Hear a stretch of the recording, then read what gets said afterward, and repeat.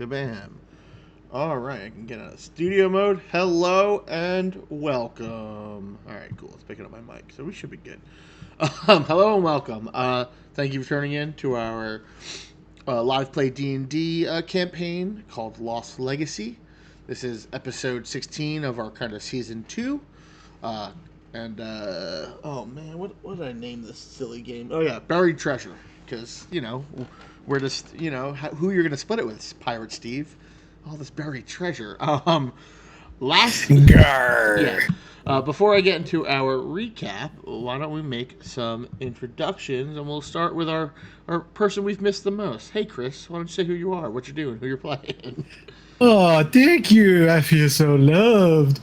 Hi, I'm Chris, and I am playing everybody's favorite shapeshifter, Finn, who's also a psychic rogue type person. Who I missed you guys. Like, I'm not gonna lie. I'm so glad that I'm back, and I can't wait to get into this fight. All right, next we have my brother, Rennie. Oh, hello. I am Rennie, and I play Disbin Tinderfoot, a goblin paladin who is the Oath of Vigilance, a homebrew paladin path made up by myself and my brother, your wonderful GM Gino. I don't really have anything to plug. I'm very happy to have Chris back with us. And let's see, a fun fact about Dizzy is that the first time he was submerged in water, it was because his cousin was trying to drown him. Wild. That's a lot. But also true. Also true. All right, next, Norm. Hey everyone, I'm Norm. I'm playing Kellen, Aloysius Brand Kaboom. We'll just call him Kaboom. He's a gnome artificer and likes blowing things up. But now other people like blowing things up, so it's gonna be some good competition to see who can blow things up the best. It's true. You have been out blown up recently, so you still gotta one up it. All right. Last but not least, Sam. Hey, I'm Sam. I'm playing Odyseth Kroshtuk, our Dragonkin Death Cleric. Dragonborn Death Cleric. Yeah, that's it. I'm happy to be here. I'm happy everybody's here. The gang's back together. Let's do this. The gang fights ghosts. That's and I am your GM, Gino. Just always sunny comes up. Last we left off, the heroes, after raiding the manor stealthily, recovered some paintings and money and some other stuff, and you found this fucking sweet rock and roll painting that had this like white alabaster ship called the Alabaster Caster. On top of it was like a heavy metal fucking wizard calling lightning down from the sky with like a knightly figure holding the reins as like a kraken tentacle slammed across it. Like, I don't know how I described it last time, but it's that metal. Just picture it like someone would paint it on their wizard van. Okay, that's or Frank Frazetta would be proud of it. And you guys kind of when you learned a little bit more about the painting, it was called the Alabaster Caster, and you began to recognize that it looks like the younger versions, at least, of some of the heroes of old, of Garth the Strong and Ralford of the Arcane. But this was like in their like earlier adventure. So this is like before they became the famous heroes, though still doing heroic deeds for Draven's Rest and this whole area in Stravend. You guys, before you almost got caught inside the treasure room, but stealthily you managed to get the hell away and cheese it down to the docks, where you figured someone was following you, and you found Sparkles had caught up with you, the Norm's fairy dragon familiar, who said that he's been busy doing things, but he's still kind of your contact member because Norm is currently at the Bastion of the Strong, getting ready with research and all that other stuff. You guys, oh my God, shut up, Facebook. Sorry. You guys made your way to the docks where Sparkles transformed Reggie into a shark to kind of aid you on your adventures through polymorph. And you began tracking your way through the sea using, I believe, Finn's very sharp eyes and his underwater night vision goggles. And you began seeing some remnants and remains and debris from the exploded ship. Um, at first, you found some ruins where you found some minor, detritus, but you were beset by some sharks and some Sahagin with a champion Sahagin and also a priestess of the evil, these dark shark tides. You fought them. They drew a bit of blood, and it was good time for everyone involved.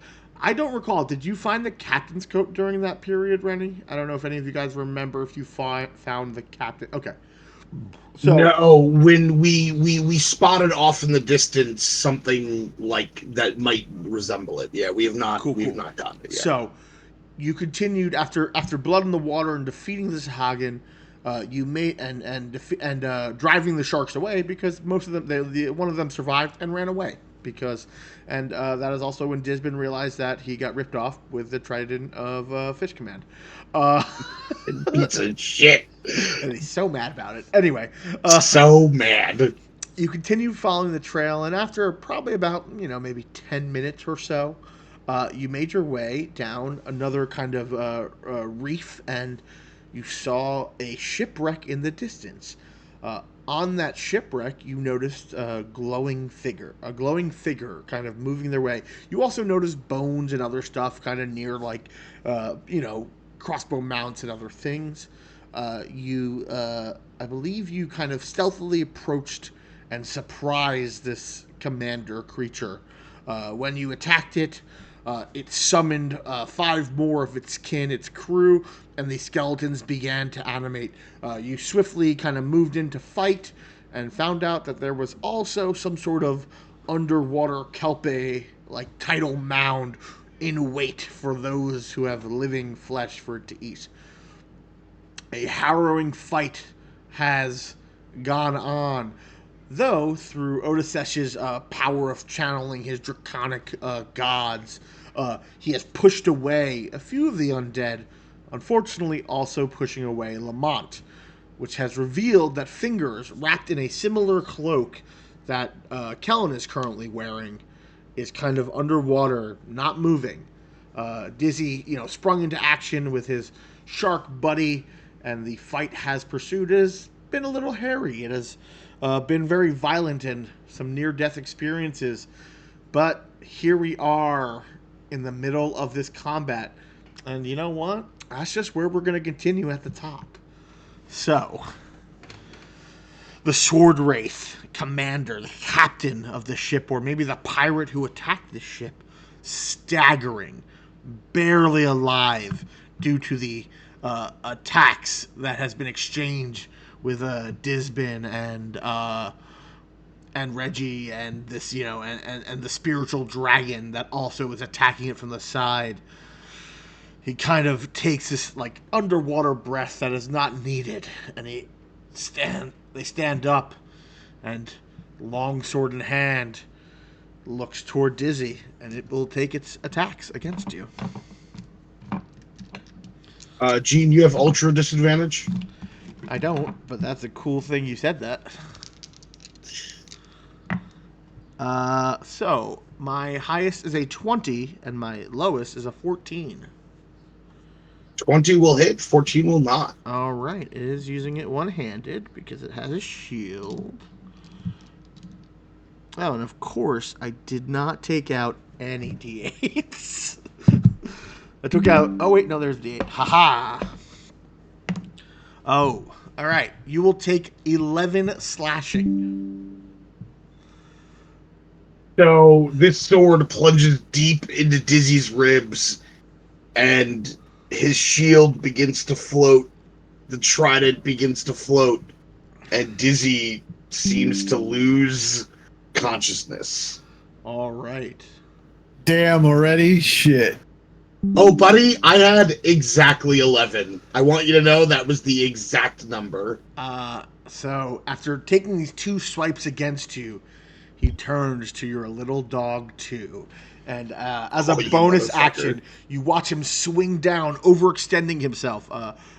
Chris, so what you know, these little nets I have on them, they have an Yep. ability as a bonus action. They get an extra attack, but it puts them at everyone gets advantage against them. So the idea is like they overextend themselves to gain an extra attack. So if they have a net on them, assume you will have advantage against them.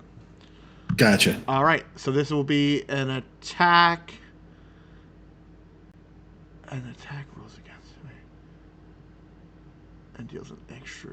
Oh Jesus. Yeah. So you know what? No, he doesn't. He's almost dead, so he's not going to overextend.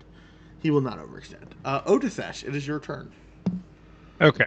The last Spirit Guardians roll I rolled was an 18, though I do not know how long ago that was Roll it in again the because history roll of it the again world. because it's a new round. Okay.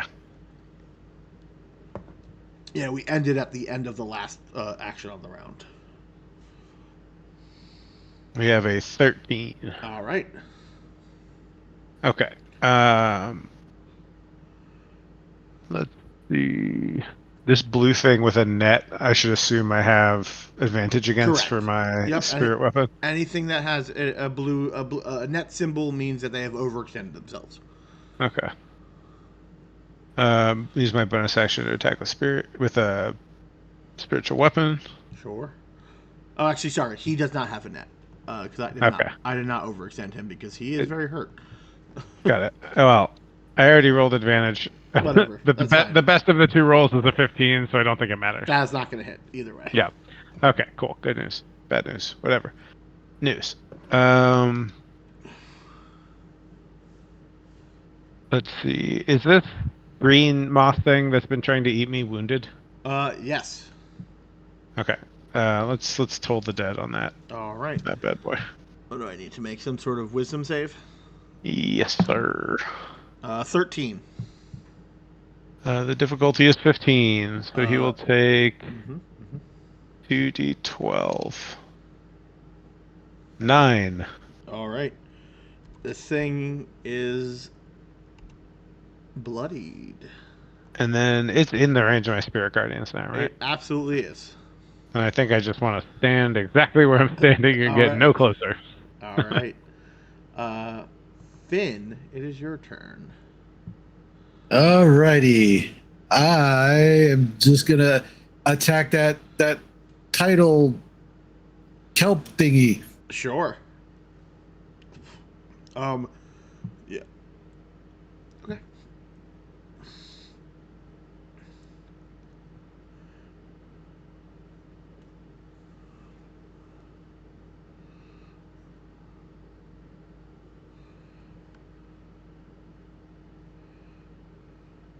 Yeah, as like the necrotic energy has ripped through it, you see some tentacles and like boards falling out of it. It's writhing mass. Does a 15 hit? Mm-hmm. Sure does.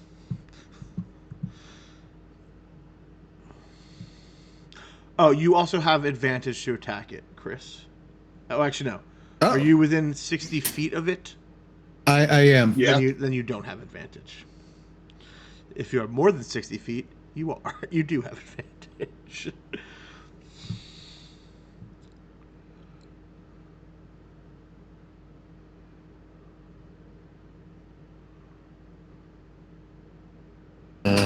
That is 5 psychic damage. All right.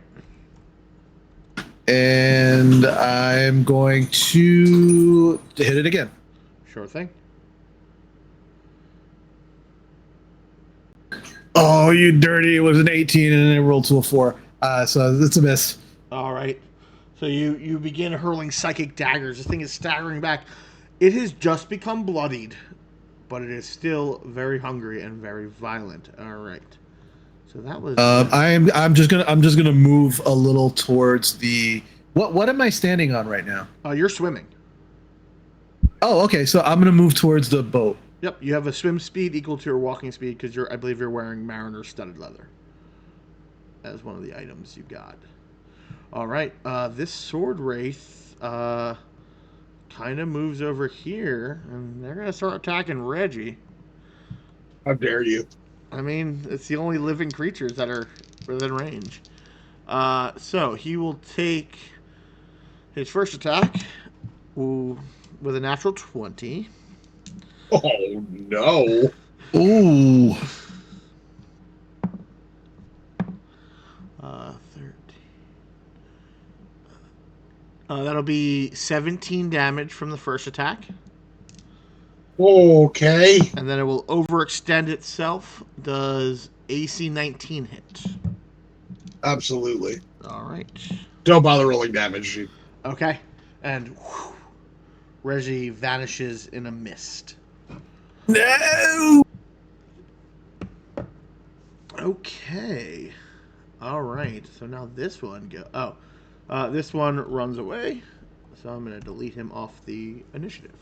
As he is fully turned and takes the rest of his movement to get the fuck away. The title mound, though, it will now make some attacks. So I'll get rid of you. Alright, well, Otisesh, you are the only one in range. What's its movement? Oh, actually, starts its turn. Wisdom save. It fails. How much damage? 13? Yes. Alright. This thing is... It's, again, tearing apart this shadow dragon swimming through the waves. Alright. What's its speed? So slow. Alright. 5... Oh, actually, that's 10... 20. So that's its speed. A tentacle reaches out at Otisesh, and a tentacle reaches out at Finn. So, here we go. Tentacle against Otisesh. Does a 17 hit you? It does not. All right. This tentacle goes to grab you, and you put your shield in the way, and then a tentacle against Finn. Finn, does a 15 hit you? It does not. This tentacle shoots out like a harpoon, and you kind of like do that like twist in the water using the 3D space, and then sucks back like it's trying to reel whatever it grabs in, but it has missed you. That is its actions. Who are you? Okay, so 5. All right, this thing, I need to make a wisdom save.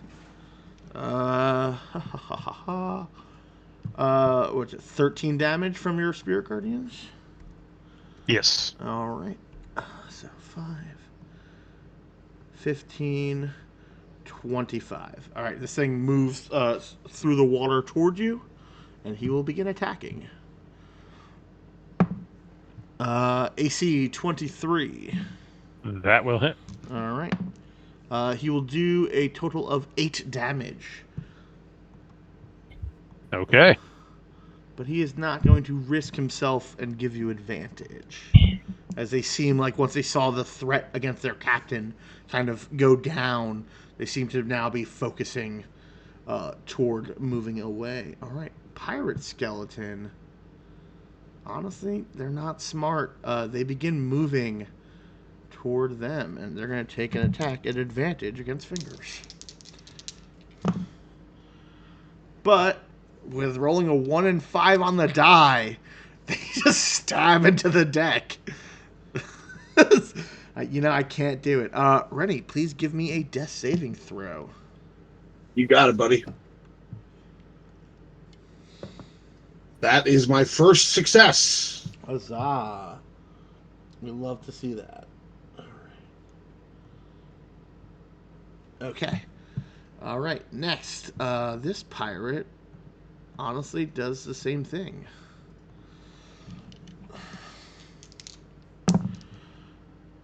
That's cocked. 2 6s on the die. Again, stabs in, and for some reason, I don't know why, but cannot make purchase. All right, Kellen, it is your turn. Darn. And you said this guy. Okay. Yeah, Dizzy is bleeding to death in the water. And it looks like these creatures are now trying to finish off this almost dead form. You move Finn. Oh, sorry. Oh, darn. Just hit control. Yeah. No worries. Sorry about that. Mhm.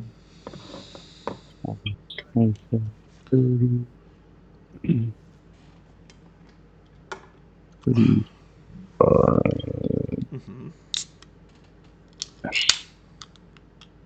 I believe you have a I am 60-foot going. swim. Correct. I can go 60, so I'm going 35 so far. I'm going to cast Thunderous Strike, Thunderous Smite, Okay. or Thunder Wave. I'm sorry. So it's a 15-foot cube around me. So you want to hit the. Con save of 17. Of course, it's electrical damage. That could be interesting. I rolled an Well, 11 it's for damage. hold on. Where are you casting it from? Because Thunder Wave comes off you in a. Itself. I know, Yeah, but itself in a 15-foot cube. okay, I get what you're saying, but so you have the options of you could hit Pirate, Sword Wraith, Sword Wraith, Sword Wraith Commander, but you'd also hit Dizzy. Or if you were a step back, you could hit everything but the Pirate Skeleton, and now you won't hit Dizzy. Yeah, let me do that. Okay, cool. I would just actually no. No, Yep. you can. Sorry, you can move one forward. You're good. I lied to you. You can move one forward, and you can hit Okay. essentially everyone but the pirate skeleton. But you get the 2 sword wraiths and the sword wraith commander. If that's what Sounds you're looking good. for. It's a 50. Yeah, I don't know. Ronnie, are you building some sort of cube technology? I was trying to, but I don't think the map is I- scaled right, so it's not I going to got work. it. I figured. Yeah. Okay, It's cool. so It's cool. basic sword wraith. What is a strength save or a Con con? 17. All right. All right. So the 2 warriors, they both fail, and then the commander, they also fail. So how much damage? 11, but Thunder seems to be a little more effective under this way. You can roll Forget what an extra you extra had me roll. die. Roll an extra die. Extra 8. Yep. It seems like the sound wave bursting through the water seems to be more effective. An extra 3. 14. All right. But you push them back 10 feet, which is really important. 5, 10, and then he takes 14. This commander sword wraith is on death's door. And then 5, 10, boop, 5, 10. Okay. So that was your that was your action. Okay, for a bonus action, I have the I can use the Force Bolt option for my construct. Sure. And this is the big boss man there, and he's hurt, right? That's the big boss. Oh, that's a big one? Okay. And that'll be the one. Sure. Hit roll. Where is it?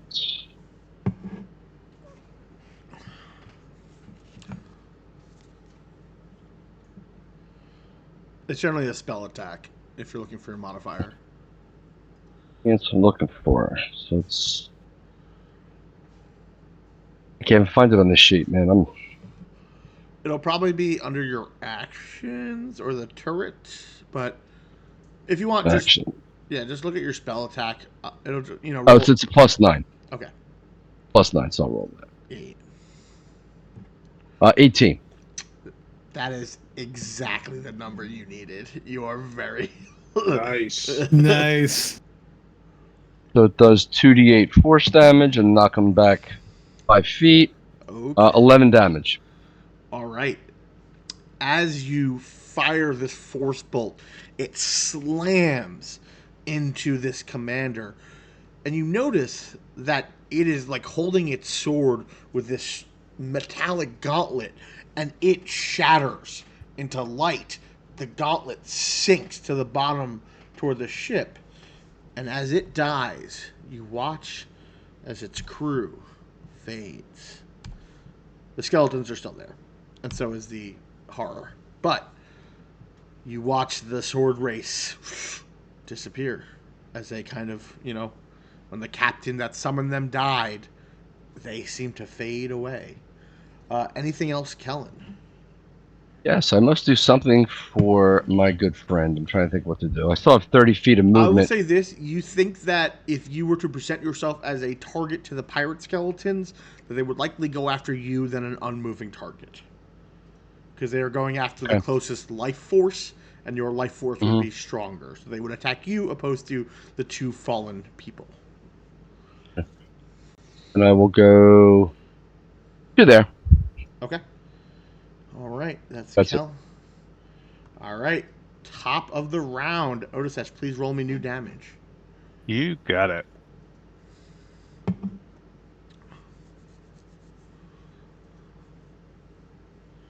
$11. Okay. What are we doing? Okay.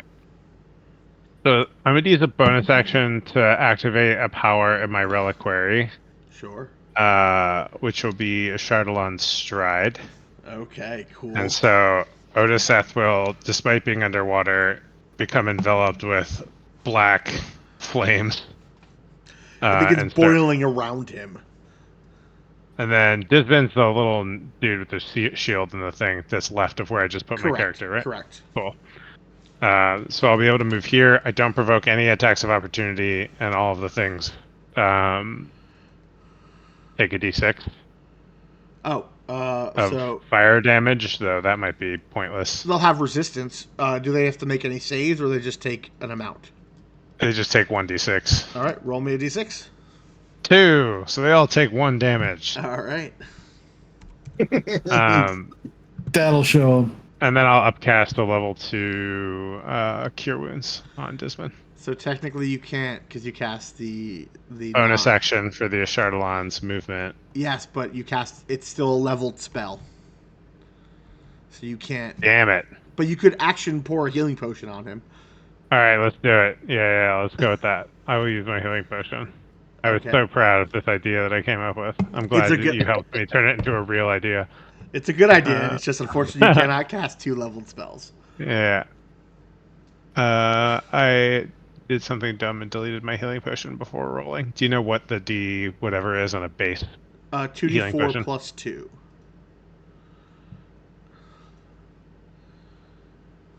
Four. Okay. Roll me a dexterity save.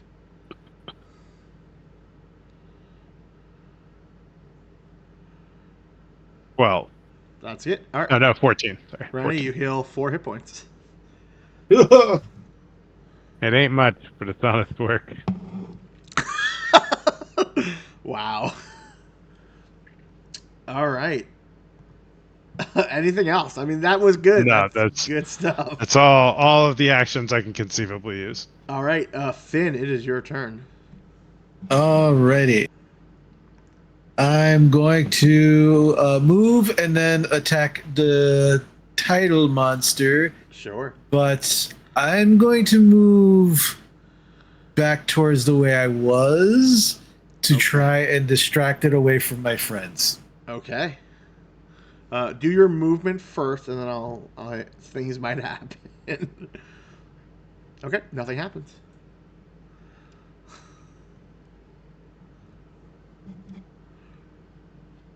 And now I shall attack. All right. Sharpshoot this motherfucker. That is a natural 20. Good man. That definitely Nice. is.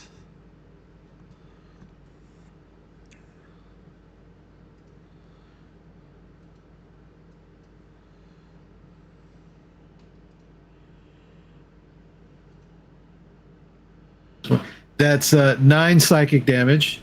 All right. This thing is definitely swaying. It's still very there, but it's very hurt. All right, I'm just going to attack it again. Sure thing. 17 to hit. Hits.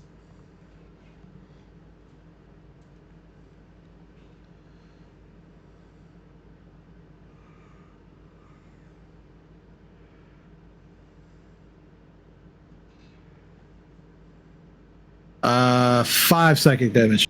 All right. You notice like a bunch of dead fish begin piling out of its kelp walls. And All right, you stinky fucking piece of water shit over here. All right. I'm sure that just comes out. I'm sure that just comes out.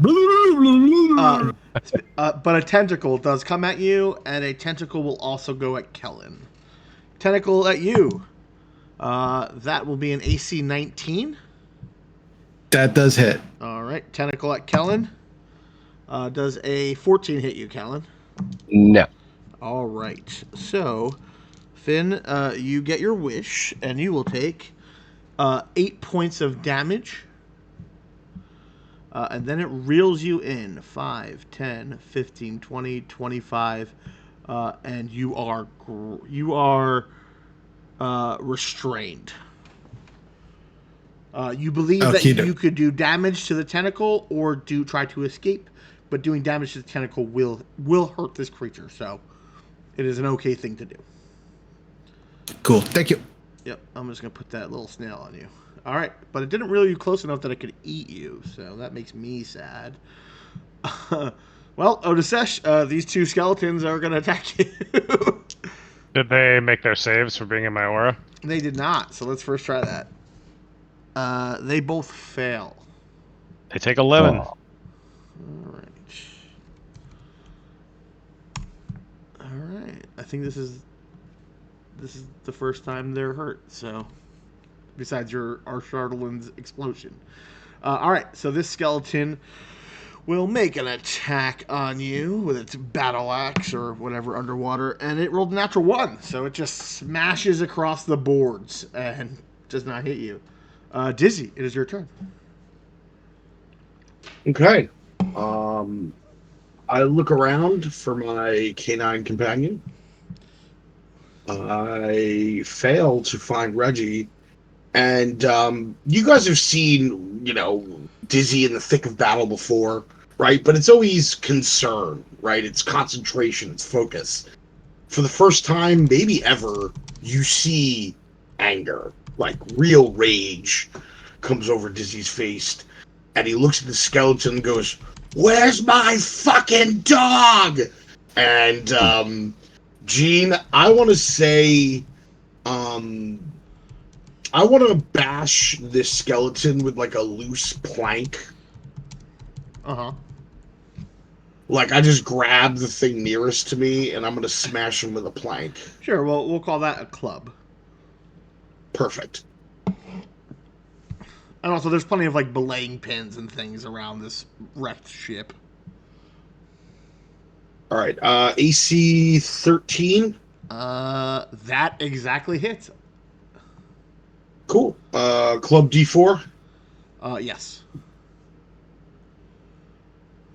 Great. So I'll deal 6 bludgeoning damage. All right, you shatter through half its rib cage. It's barely floating there, but still up.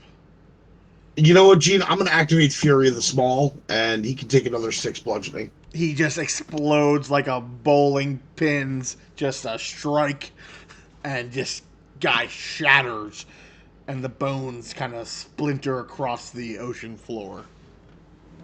Perfect. I'm going to move up to the next one. Okay. And I said, "Where's my fucking dog?" And I'm going to swing again. It's just undead pirates, like That's a crit. Oh boy. I feel stronger. That is going to be 10 total damage. And you almost got the turkey. Another explosion of bones. As a bonus action, I'm gonna try to finagle a potion inside of me. Okay, please make me a dex save. Sure.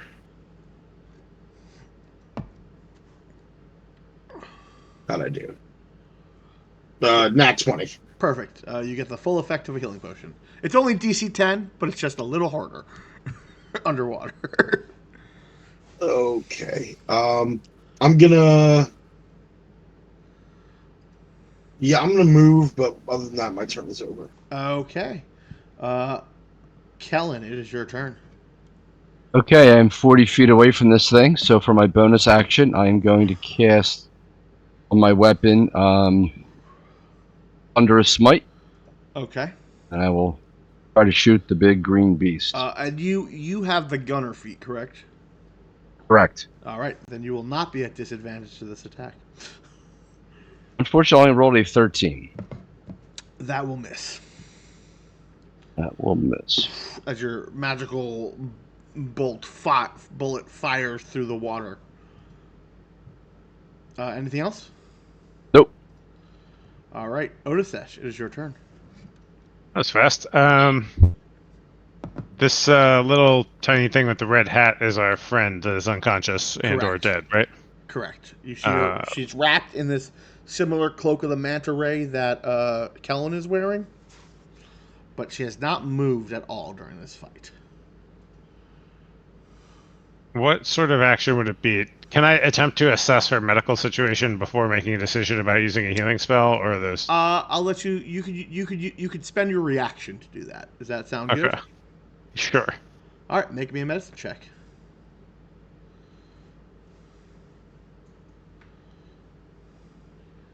Is it bad? Natural one. It's underwater and it's really hard to tell. And also, Alright, there's a lot of weird things happening as you look at her. Okay. First just off, gonna cast. I want to give you some descriptions because you need to assess this. When you met Fingers, her hair was red. You may not have met her in person, but you saw her unconscious, and her hair was like red. You notice that starting at her roots toward like, I don't know, 4 inches into her longer hair, it seems to be black, and there seems to be like a red, like coming off her hair. You notice also pieces of her skin seem to be flaking off, but beneath it is a darker colored skin. But she does not seem wounded. Besides, you do see some like puncture marks and burn marks. Mm-hmm. And that's What race is she? She is a halfling. Okay, so this could just be some weird fleshling shit that I don't know about. Yep, with your natural one, it's just weird.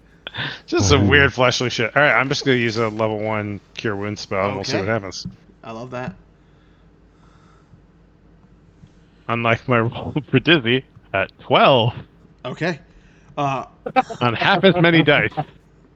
Her eyes come open, and the first thing you notice is when she opens them. I think her eyes were like, you know, like a brownish auburn color. You notice that one of her eyes is like a bluish color, like a blue iris, but she still has one that is a hazel color. And she like comes to wrapped up in this cloak. All right, let me add her to the initiative. Uh-huh. That's fine. That's probably fine. Dude, it's cool. Some weird fleshling shit, dude. I'm sure she's fine. I think she's... Yes, we Sometimes normally your eyes molt turn blue underwater. when you get better. It's okay. All right. And actually, she goes next. She nods to you, and she takes off in the water. All right. She nods to me. Yeah. She like nods. Mm-hmm. 20, 25, 30, 35. And she, like a manta ray, as she grasps her cloak, similar to Kellen, swims forward to assist. You notice she draws what at first looks like a dagger in her hand, but as she draws it, especially to your eye, Otisesh, it looks like it's made of bone, but when she draws it, it lengthens to the size of a rapier. That's cool. Yeah. Yeah, that's normal. Actually, no. And then Weird fleshling stuff. with her We know how it offhand, goes. she kind of pulls from the darkness of the water itself, and you see a blade of shadow erupt out of it. And she will attack with her shadow blade. Completely normal. Do Completely. stuff like this all the time. Yeah, I mean, it makes perfect sense when she attacks with her shadow blade. And you watch as the blade erupts in a green fire, or a black fire underwater. Listen, you brought someone back to life who's there to You know, she had stuff that she could do. All right, I gotta make an attack at an advantage. You brought back a competent Oh, NPC. Good job. and she crit. Oh, Great. that's so bad. I love that for her. I don't. All right, so I need to make some dice happen. 1, or actually 2, 3, 4. Green flame blade. Oh, that's separate damage. And then 17 is 8, 9. Okay. 6, 7,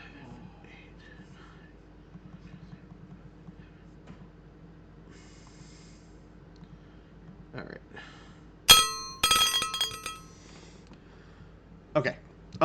You watch as this shadow blade plunges into the core of this creature, and the shadow kind of ripples through it. And much like when Lamont was touching enemies around you, and you watch its strength drain, you watch the limbs of this creature wither as she pulls this shadow blade out, and it dies. Not to steal your kill, but you healed the person that crit, who's a very high level rogue. And it's underwater, so it's dark. And you guys, for a moment, no one dying. It seemed like the water calms. And she kind of holds her wounds because she's now at 12 hit points. Opposed to. Hey, that's a lot, so I don't want to hear it. And so you guys kind of, the water settles. There's blood in the water. This creature folds. Over a few moments, the shadow dragon disappears of your spiritual weapon, and eventually you begin seeing a shadow slowly returning toward your region. And after a few moments, kind of Fingers joins you on deck, and the shadow attaches to her, and now she casts a shadow. But I'll say this: everyone can make me a. Finn, are you skilled with a disguise kit? Are you proficient in disguise kits? I am. Okay, so I will say, Finn. Everyone can make me a perception check except for Otisesh. Both Finn and Dizzy have advantage for separate reasons. Perception? Yes. I got a 19. Awesome. I failed. Roll a 6. Okay. 21. Perfect. She looks injured. She has these weird flakes of skin for those who didn't roll well. And Otisesh, for both of you, I'll do Disbin first. This looks similar to Fingers, except you notice where these pieces of skin are peeling off, there's a darker, more ruddier skin underneath. And her hair, while parts of it are red, and you notice the roots are black, so it looks like it's Fingers if Fingers was going through a transformation of reverse coloring and her skin was peeling. For Finn, this looks like someone who was exposed to a disguise kit and then submerged underwater for many days. And though it was an expert applied disguise kit, the dye in her hair has been being bleached out, and whatever latex makeup or whatever magical or non-magical makeup she's wearing, essentially now with the movement and how fast she swam, has been peeling off to a darker, and you notice crow's feet and an older skin. And Finn, you swear you get a chill down your spine, because this reminds you of the woman you saw in your dreams, whose goggles you currently wear. And that's what you notice. Are we all together on the deck now? Yeah, you guys are now on the deck of the ship, wounds being held together, but you are all alive. So since I'm telepathically linked to all of them, except for Fingers, I'm well, that's Fingers, but it's also the rogue lady who's friends with Norm and all those other guys. She ain't dead. That's her. I saw him in a dream.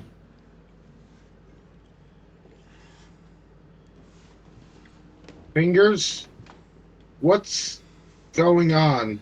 Underwater, kind of like it's hard to explain down here. Blub blub blub blub blub. All right, Why don't we you can. search for valuables and then go back to the surface? Hey, you Yep. said the one that I killed dropped something, Gene. They kind of sank or something. I forget Correct. exactly what it. Yep. You see this gauntlet that is clutching a sword.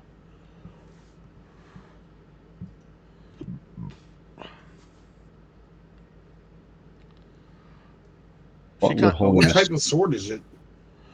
So it was fighting you with like a long sword, but as it's like the gauntlet drops, you notice that the blade, which was when it fought you, seemed pristine. It's like rusted and pitted, and looks like it has been damaged.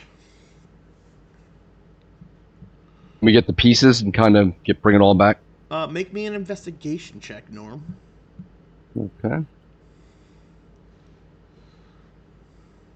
10 altogether.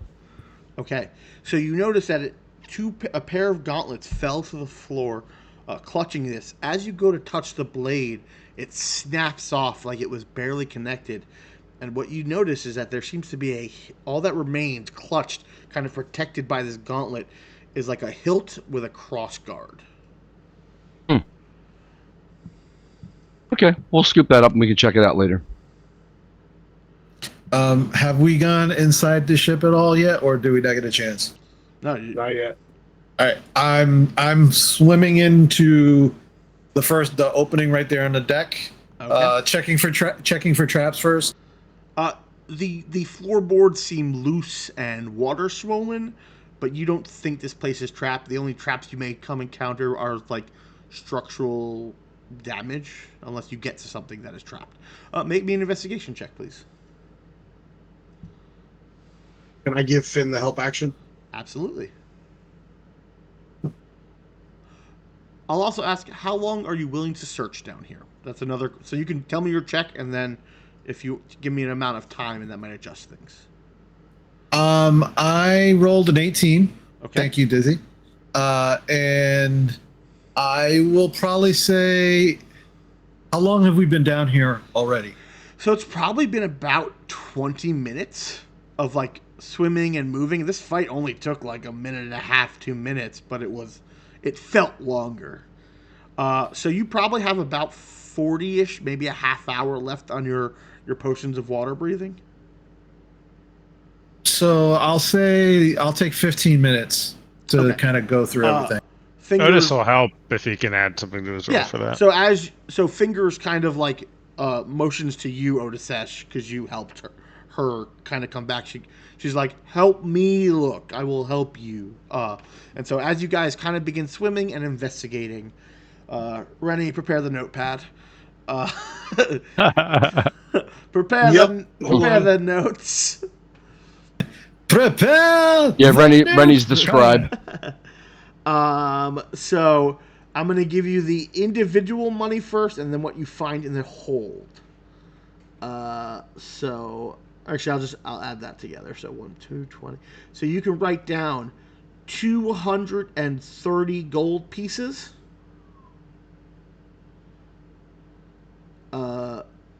28 silver pieces, and then 105 electrum pieces. And then as you guys are searching in the hold, you find some like old, ancient, some busted open treasure chests.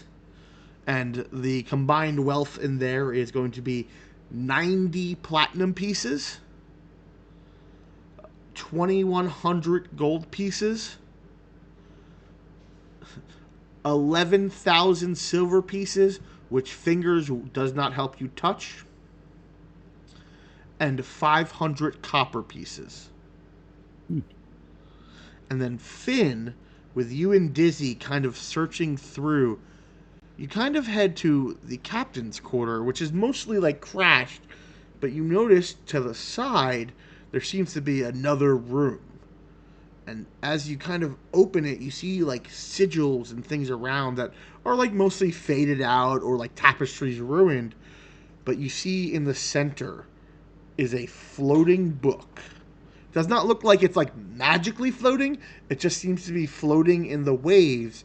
And you notice on a like a plinth, there seems to be a small like decorated headband with like topazes and other things.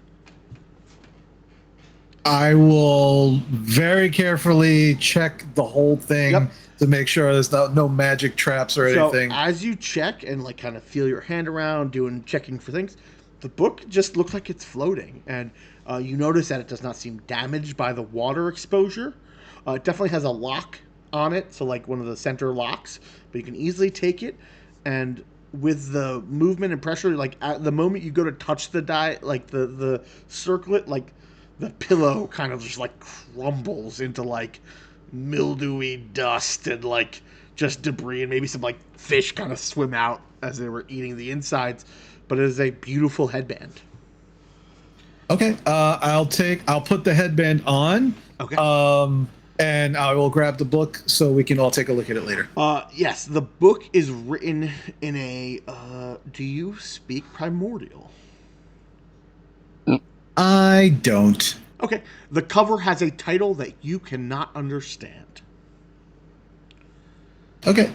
I'll definitely ask Kellen later to take a look at it. So you have and all see if that he can read it. money. You found a headband. You found a book, and you found two sets, a pair of gauntlets that have a hilt, a strange hilt, and crossguard in them. And then you have all that money. So kind of as you all circle up, with you see Lamont upon is actually Finger's shadow. As she puts away her rapier, it kind of shrinks down to a dagger size. Again, it looks like a bone. It looks like maybe it was a tooth or something. And she sheathes it. Yeah. All right. I'll just kind of tell everybody, like, hey, let's head up. All right. You begin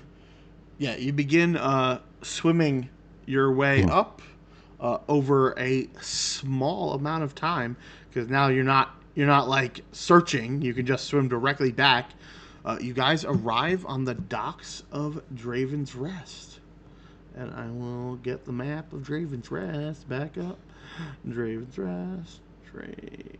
Rest label. There we go. Boop.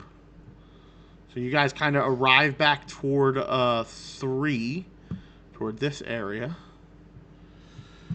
and you kind of reapproach the the docks. You all come to shore. Kind of Fingers wrings out her hair. You see more of this red dye seem to fade away. She kind of like scrubs her face, and like you notice that it flakes off, and you see this like crow-footed, eyes, older looking halfling woman. Still very similar features to Fingers, like that it could have passed as a daughter, based on her bone structure and how she did her disguise. But this is not the same woman, though she wears the same gear. I'll just kind of look at everybody and like, I'll take my goggles off and I'll walk over to her and I go, I think these belong to you. She kind of chuckles now, and like definitely her youth has left her voice, that she was obviously affecting some sort of disguise. She goes, no, I don't need those anymore. You can keep them. They seem better on you. Okay, good, because I was just kidding. I was not going to give them back to you. I just wanted to see if you said that were yours. I was right. She chuckles to herself. Why don't we go somewhere more comfortable? And she begins leading you through the city, taking alleyways and shortcuts that maybe you don't recognize or wouldn't have noticed. And eventually you end up. Let's see where you're going to end up. Um, 30. I gotta find out where 30 is. You end up somewhere toward the Adventurers Guild, which is 30. It's kind of, I'm pinging it on the map. You kind of make your way toward like Embassy Row, which is like, right by, yeah, I think 30 or Embassy Row might be over here. Sorry. So you end up toward 30, where she leads you kind of through a false panel of a wall, and she kind of takes you toward a sub basement that you didn't see an entrance to, and she goes, "Come, come." And as you enter, you see a door that looks hobbit-sized, but there she kind of opens it like a barn door, so it like has the double door, so a normal-sized person can enter.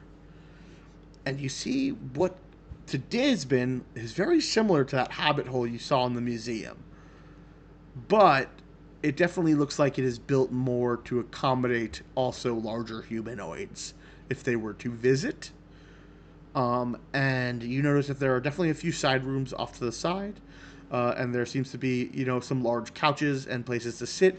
Where you see there's a desk on the wall, and on the wall it definitely seems to have like organized papers, and there's like filing cabinets or the equivalent of.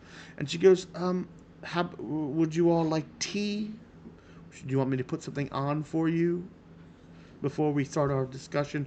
Brandy? You may Tea, want stiffer drinks. bread, A hot tea and bread. toffee, if you will.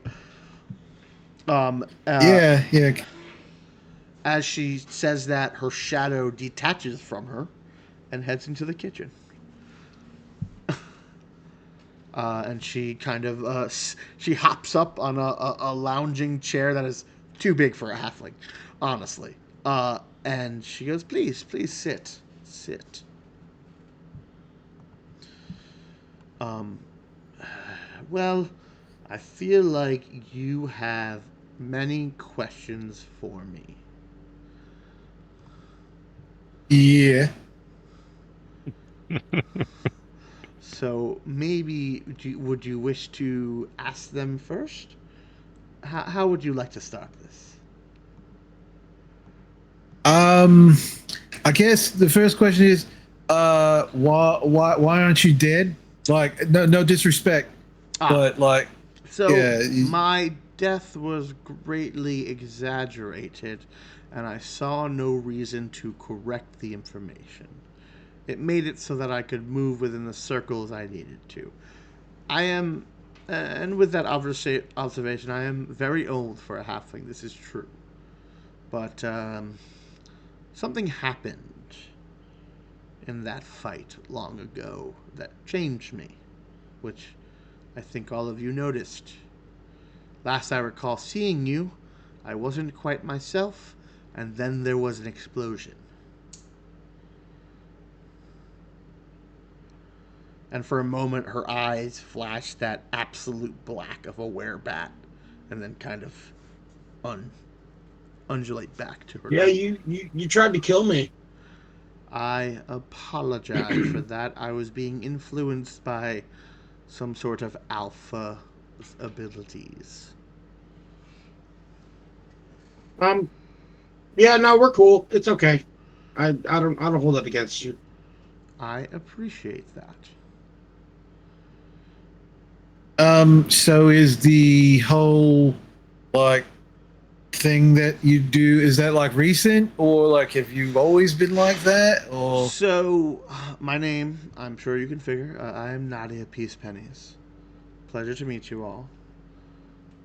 I have been creating minor identities along the way. One of my identities uh, takes care of the museum. I also happen to be a detective on the city watch because it's much easier to deal with the criminal element you control when you're also the prime detective. Um, there might be some complications with that. What is that? Ooh, I don't think I'm the one to tell the story, am I, Finn? I don't know what she's talking about. Oh, would you like to inform me of what's going on? I assume you came Uh, looking for me for a reason. yeah, well, we got a lot of. The more immediate problem is the whole. Um, there's going to be like where people running around the whole city soon. Like that's the immediate problem. Um, and then there's like the cult of Tenebris, which is like a long term problem. I Um, recall that problem. oh, yeah. Sorry for exploding you. That's kind of my fault. I think that's what Disney's trying to get at. So it was not on purpose. We were trying to save you. It is understandable. You kind of see her head over to her desk, and she pulls out a small thread that she kind of like stretches.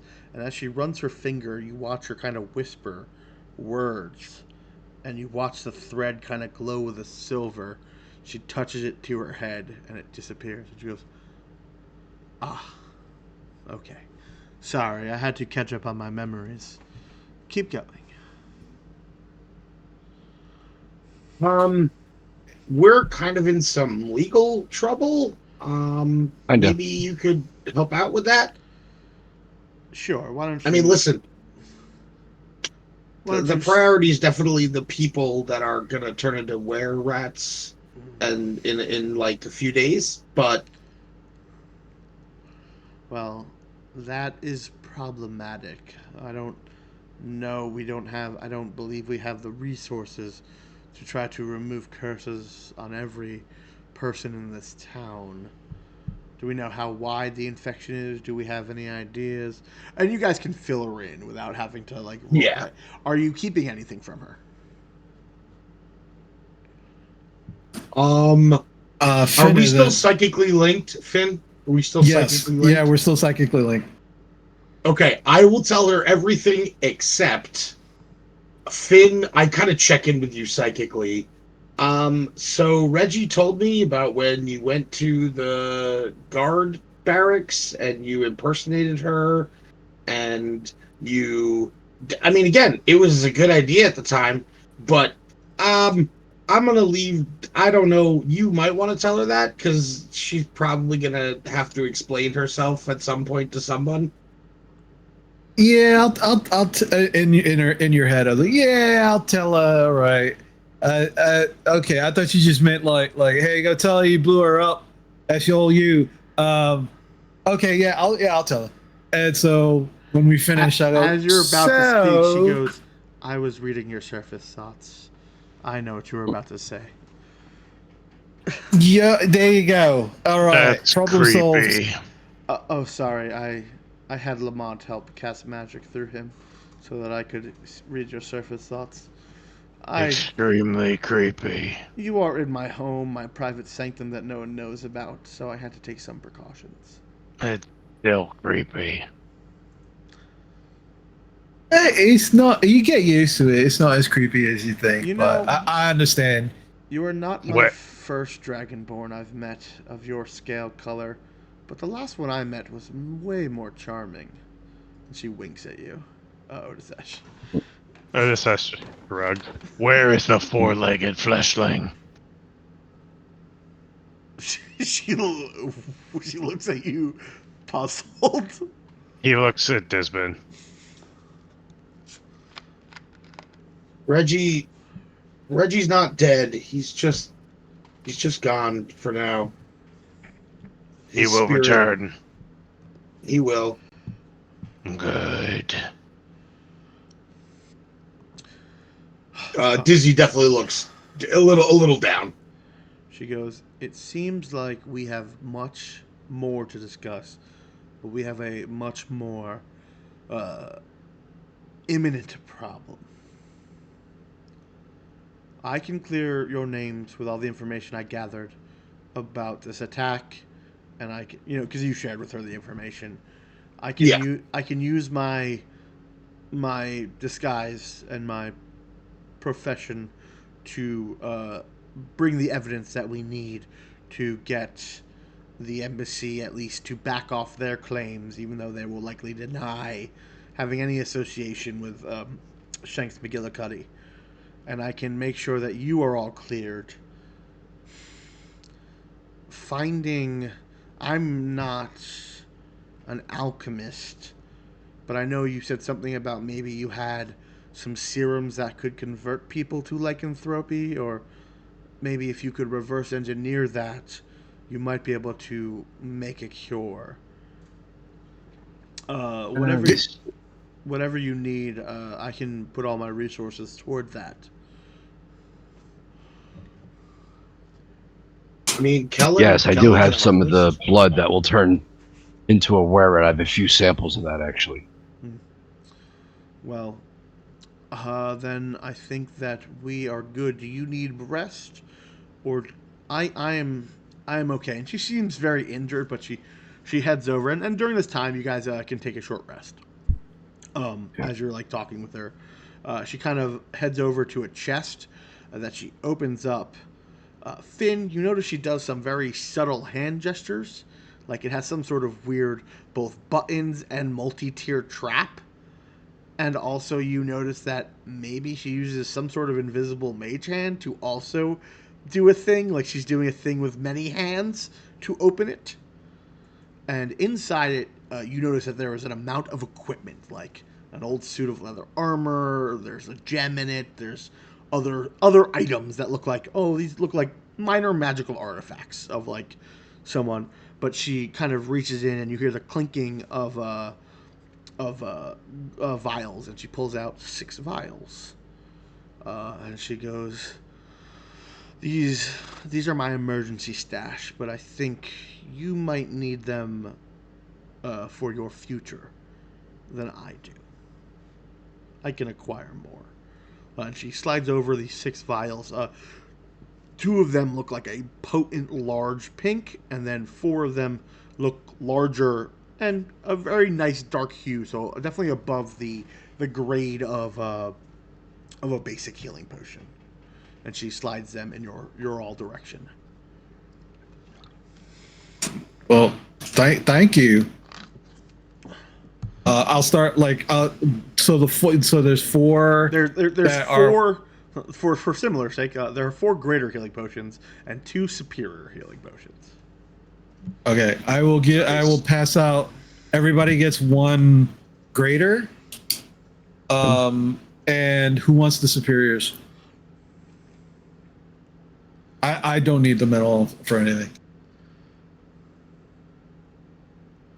I people like to hit me a lot, generally in the head. So I'll take 1. Odyssesh, if you want the other. Yeah, I tend to use these. She goes, that is my go stash. So I think they will be better used in young adventurers' hands. I will clear your names and I will begin working, and then eventually I will meet you at the Bastion of the Strong, or you can find me in the city until you leave.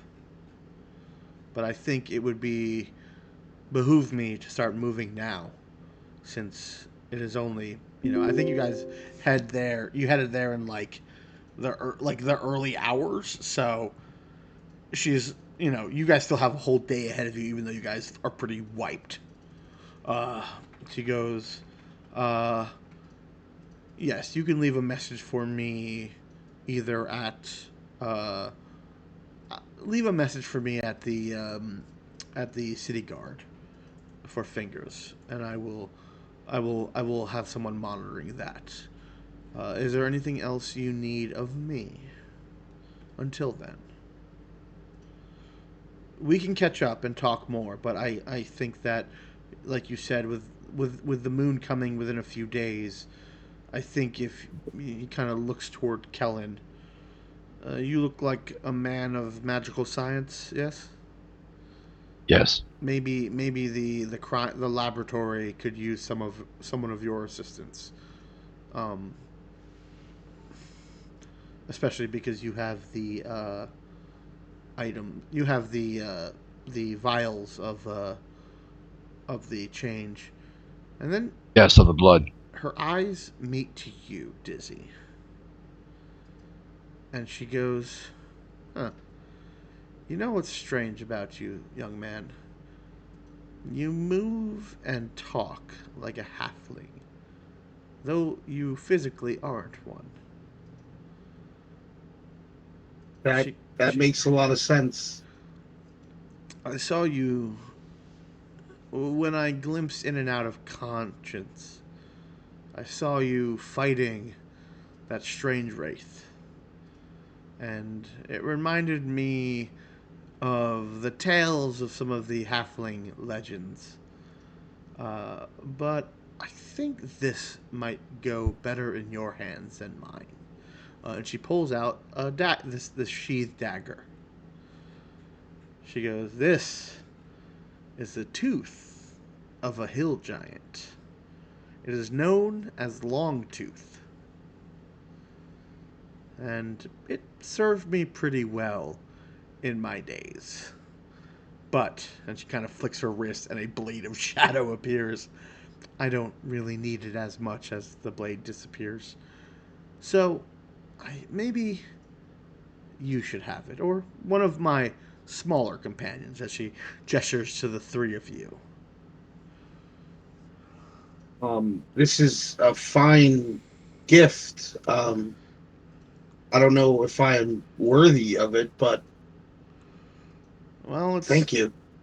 I know back in my day when I spent some time with the sappers, it was definitely a prized weapon amongst them.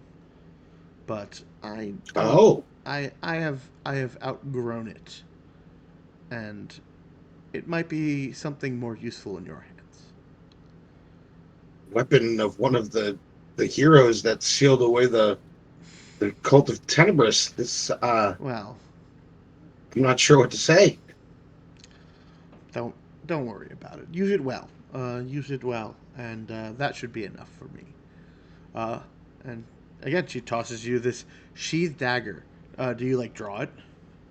Yeah, I will kind of. So as you draw it out of its sheath, and kind of like it's a dagger, and it's definitely carved from the bone of a tooth.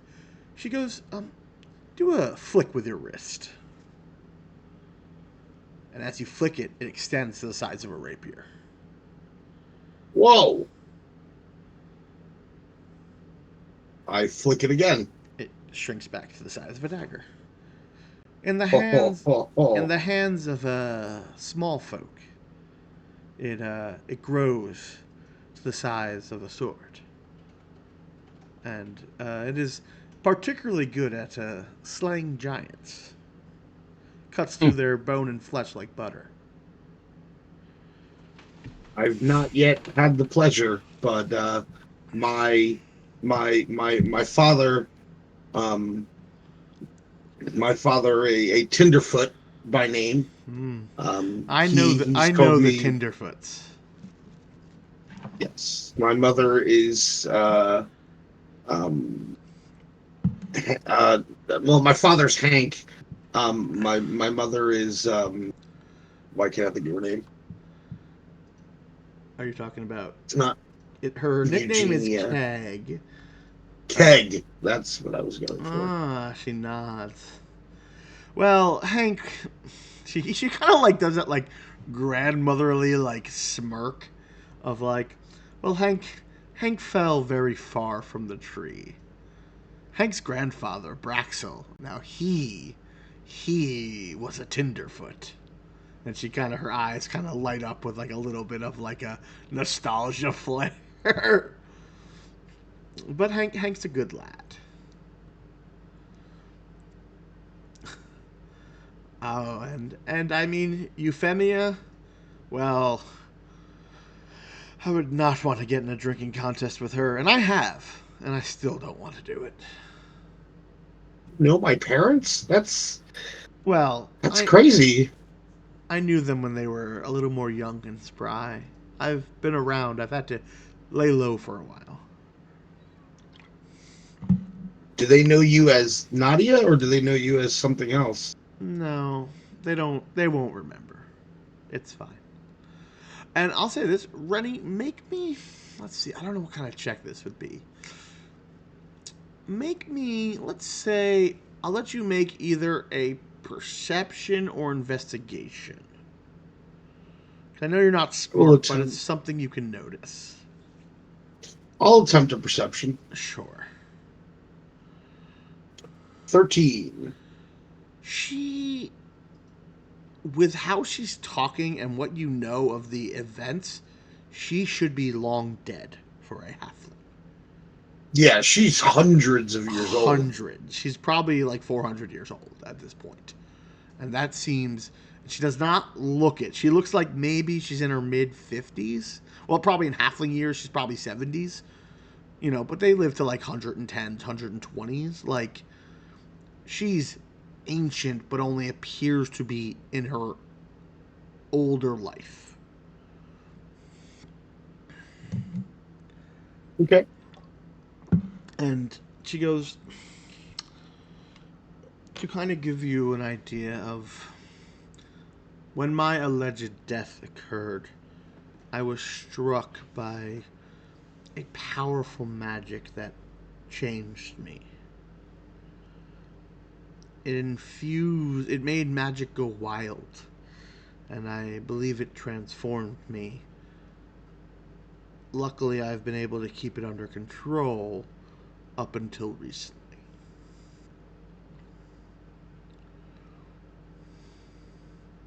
I don't know how this curse affects you, but maybe once things are more settled here in Draven's Rest, maybe we could try to help you.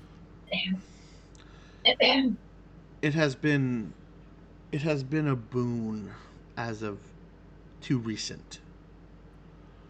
And it has kept me able to move rapidly when I needed to. I may not be opposed to it, but I think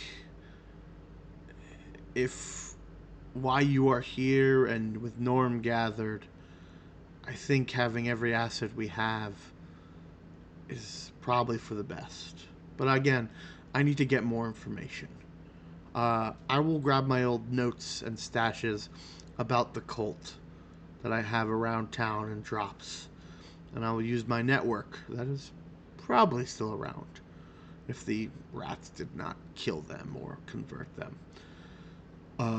And like I said, if you want, seek me out, but if not, I will meet you at the Bastion of the Strong. You are more than welcome to stay here, but I think that maybe trying to figuring out a way to get a cure should be a top priority. As she says that, you all turn around. Finn has already got his boots off, and he's just wringing out his socks. She just looks at you.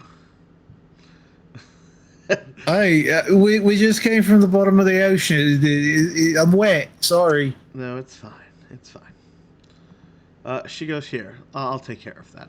Lamont, and you see, again, as like food and teas have been set out, Lamont will take some of your wet clothing and take it to a back, where you imagine he is somehow laundering it. Well, thank you for your hospitality. Of course. I do need rest, but I think it is important for us to continue on. I won't be caught flat-footed again. And you notice that she kind of like stepped into a back room. She goes, speak amongst yourselves. And you begin to hear it as she removes a bunch of the items from the chest and kind of takes them with her. You notice, like I said, the suit of studded leather, some other equipment. That's just like, I should not be caught flat-footed again. And is there anything you guys do while in here? Yeah, I guess we should discuss kind of our next moves. I know we got to go back to that fish face son of a mother. We have Yeah, to yeah, return our stuff. yeah, and we should fish slap him. Yeah, the stupid trident doesn't even work, and I like throw it against the wall. And we should identify the items we found in the ship and ensure that we are sufficiently healed before going out in public. Okay, so all right, let's Yeah, I'll need rest I'll up. need to go to the lab. If I could take a little bit of time, I could identify that so we know what we have. Yeah, I mean, again, you have a short Okay. rest. You can spend an hour and a half in here to do 3 identifies. Oh, also, Okay. sorry, something else you found. With fingers, you would have found Captain McGillicuddy's body, and you would have found his long coat. Oh, Forgot to add that. Oh. Nice. Yeah, sorry. Thank so y'all. you find his. So Captain McGillicuddy, because I didn't give you the treasure for him. He has 100 platinum pieces, 350 gold pieces, a set of pipes, and a fancy ass coat. Wow. Yeah, you didn't have And time. we've You didn't have time to loot last time, so now you do. and we've seen him use those pipes before. So you saw him use the pipes to kind of control people, and you've heard the music affect the were-rats, and you saw him literally teleport with Finger's body through waving the cape or the cloak.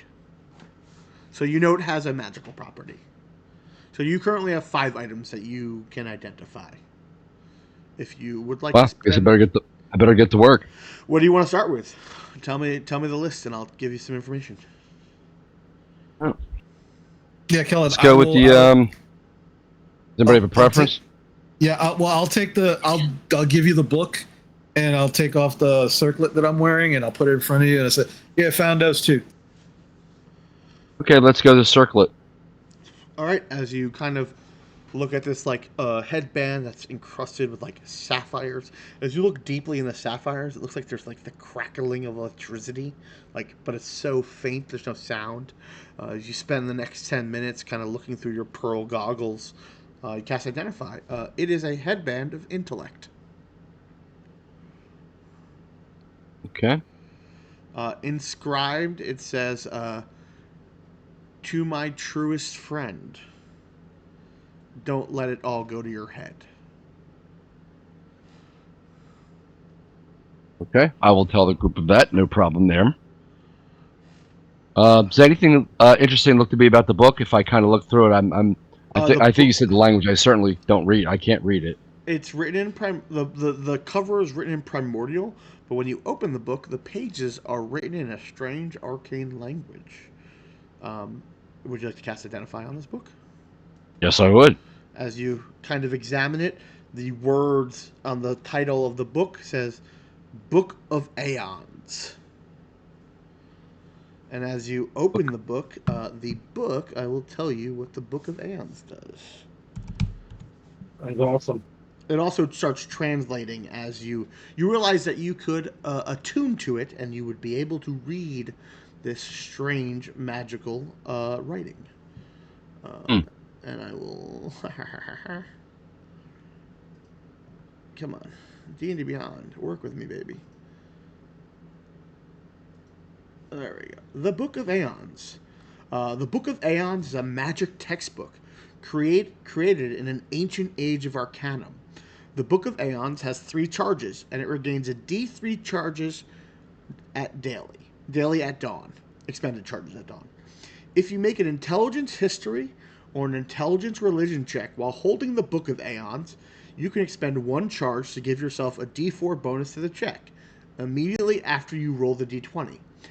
In addition, if you study the Book of Aeons at the end of a long rest, you can choose 1 first-level spell from the cleric or wizard spell list. Before you finish your next long rest, you can cast the chosen spell once without a spell slot if you are holding the primer or the book. Your spell casting ability for this spell is your choice of Int, Wisdom, or Charisma. This book, along with anything written on its pages, can't be damaged by fire or immersion to water. In addition, the book doesn't deteriorate with age, and you notice that there are 50 blank pages that looked like that this would make a fine a beginner's spell book. Very So cool. it's wizard or cleric spells. Is that right? Was there Correct. another one? But it can be attuned by any spellcaster. So Okay. you don't have to be like even Disney could attune to it. Okay. Wow, way to point me out. Well, Just because I'm stupid. you're not a wizard or cleric. So like, but you could attune Sure. to it. So could technically Odasesh. All right, next item. And I'll give if you look on D&D Beyond the items there, the Book of Aeons. Book of Aeons, right? Aeons. A. Okay. Yeah, the stupid way of spelling aeons, you know. So Gotcha. it's more cool and pulpy. Yeah, it's rad, Gene. Let's do the gauntlet. I'm kind of intrigued All by right, that. so you notice the gauntlet. One of the gauntlets is still clutching this hilt and crossguard, though the rest of the sword seems to have broken away. So does this seem permanently attached, or can I remove it? All right, as you kind of take your tinker tools and remove it, it seems like this hilt and crossguard are missing the pommel and the blade itself. And Dizzy, you immediately recognize the make of this hilt and gauntlet and crossguard. I'm gonna take out the pommel I have, Uh-huh. and I'm gonna. Can I see this, Kel? Yeah. Here you go. And I will see if they match. They fit, but you realize that you would need the rest of the blade to be able to make it a singular piece, like once it like connected and fitted in. But it is the same make and model of whatever this items that you have found. Hmm. You see there are two smiling faces on the gauntlets of like big, nasty looking creatures, and it looks like it has an inscription in your face on the inside of the gauntlet. Okay. The inscription says, "Now you can be more than just a pretty face." With a -R. R. Oh, and the "Don't let it go to your head" was -G. What had the -R? I'm sorry. The on the inside of the gauntlet it says, "Now you're more than just a pretty face." With a -R, like the signature. Okay. As you spend the next 10 minutes identifying it, these are gauntlets of ogre power. That was some high-end stuff. You still have the coat. I'm sorry, the what? You still have the coat. And, Yeah, let's do the coat. And the pipes. So as you spend the next few minutes identifying the coat, at this point, Finger/Nadia reappears. She is in studded leather. She has a suit of a thing of rope at her belt. She seems equipped like an adventurer, and then she kind of like does a quick like flick with her wrist again, and her armor turns into just an outfit of a city guard member. And you identify the coat. It is a coat of the Montebank, aka just a cape of the Montebank, but it's a stylish coat. Okay. And then the last item, as you spend the next 10 minutes, it is Pipes of the Sewers. So anyone proficient in an instrument or wind instrument or pipes can attune and play this item. Hmm. And that is a ton of magic items that you find. Yes, it is. And she kind of, as she looks at you looking at these items, she kind of, She looks like she half recognizes them, and then she kind of just like shrugs her shoulders. Are any of Gene, do these I need yours to by attune- chance? Sorry. Oh, do you need to attune? Let me. To the long tooth. I do not believe so.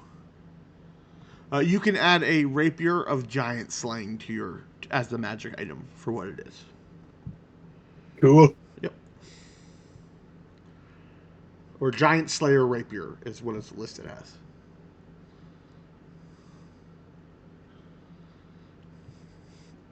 Yeah, no, I don't believe it requires attunement. Neat. That's Sorry for awesome. interrupting. And so it has some special properties that are, if you are not a small sized creature, it is only a dagger +1. If you are a creature that has a small size, it can turn into a rapier of giant slaying. Okay. Well, she goes, well, you all look a little bit more refreshed. And you notice that she now also looks like fingers again, like makeup fully reapplied, hair fully dyed in that short amount of time. Finn, with your expert eye, you believe that she is not only wearing a disguise, but she is also using a magical illusion to kind of layer it to be absolutely perfect. So practical as CGI. Got it. Yep, comboed to be the almost as good as you could do, almost. And she goes, well, if you are all ready to go, I'm going to ask you to leave. I don't want you to linger here while I am not. I have sensitive things that I can't let fall into people's hands. All right. And all your clothes is returned to you, folded, dried, and not crusty of salt. And Lamont does a gracious nod to you, Finn, as you've had the deepest connection with him. And Nice to see you're connected again. he gives you a thumbs up, and as he does that, you watch his shadow reattach to hers and become a halfling where it should be cast. She goes, well, another day and more cases solved. And she kind of like, as you're escorted out, led through the secret passage in the wall, she closes the door. You see her kind of do a minor magical effect, which I would say Kellen probably recognizes as the alarm spell. and she also, and an arcane lock seems to lock in place. And she leads you all out. And I think that's where we're going to take our break because it's 9 o'clock, and that feels like a really good break time before we start doing other stuff. So it's 9 o'clock now. We'll come back at 9:15, and then we'll do a little bit of a wrap up and maybe try to get some lycanthropy based solving done. And maybe you'll talk to Awesome. Nice. the good guy who runs that shop and tell him how bad his Triton was. Fucking awesome. So bad. All right. I'll see you guys in 15 minutes.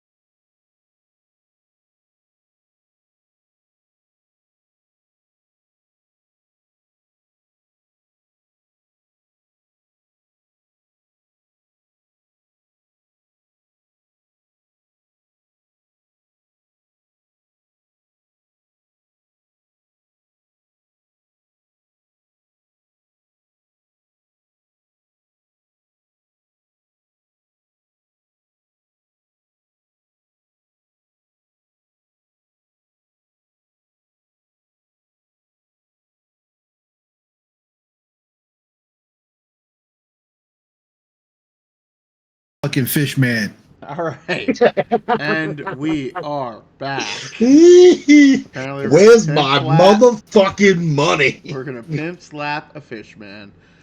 All right. So, you have been escorted out of Finger / Nadia's humble secret lair. You have been gifted Long Tooth, her prized dagger and prized weapon of powerful lowland sappers. Uh, Again, this is not a unique item. This is not an artifact. This is just a very rare or a rare item that these lowland sappers would use because they often are fighting trolls and hill giants galore, and it is good against those things. She quickly disappears into the shadows and is lost to even those with the highest perceptions. And you assume that she's probably heading to the precinct to begin clearing your names and giving an accurate account of what is happening. But you guys have some time. Whether that is Kellen heading to the lab, or you guys extorting a fish man, or tuning to Well, I can go to magic the lab items. while they can go extort. I'll go to the lab. I mean, it's kind of time sensitive, so. Should we Hey, divvy up Kellen. goods prior to going and doing a bunch of different things? Yeah, sure. Oh, hey, here's all the monies for everyone. All right, all human players, write down your money. Gold, 1,800 Each? each. This is each individual person. Okay. Silver, 2,757. Electrum, 29. Yeah. Platinum, 95. Copper, 277. That is all the monies. Yeah, we should divvy up the goods. I'll be honest. I mean, I got this sword, and it feels good. The only thing I could think of is I'm not as smart good as other people, so being more smart good could be nice, but it's okay if I'm not too. That's fine. Is he like me? You can't do this to me on the internet. But really, I'll take whatever. I don't care. It ain't got no gas.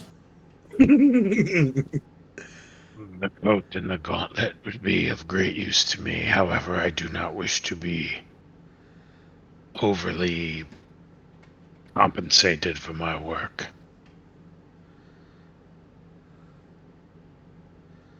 I mean, you should definitely take those gauntlets.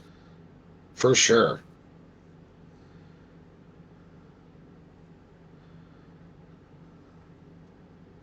If nobody's got any objections, I could use a coat. You were interested in that coat from kind of the jump. Yeah, if somebody else needs it though, I'm not, please take it. But if nobody else wants it, I'll take it. So Finn, here's what I'm gonna say. I think it's good for you to have it because you're very quick. I know Otisesh is a little slower than us, so it could be useful for him. But I think with the coat, you can like take a friend, and but the friend you take has to be as tall as you. So if you stay to ride the ride. Little Finn, if you are Little Finn, you can't take Otisesh places, right? You see what I mean? Yeah. And also that makes sense, yeah. With the Identify, you know that the coat does not have to be attuned. So you could wear it, and if you know you're getting into a fight where you think it's better for Otisesh, he could throw it on. And it's a magic coat, so it adjusts to the wearer's size. So why don't you take it for now? I think there are times where I think it could be very useful for me to be able to teleport myself or be teleported, but I think you will get more out of it. We'll be co-owners. All right, we'll share it. It's fine. So, Chris, you can add a Cape of the Montebank. Hold on. And then, Sam, you can add Gauntlets of Ogre Power to your sheet.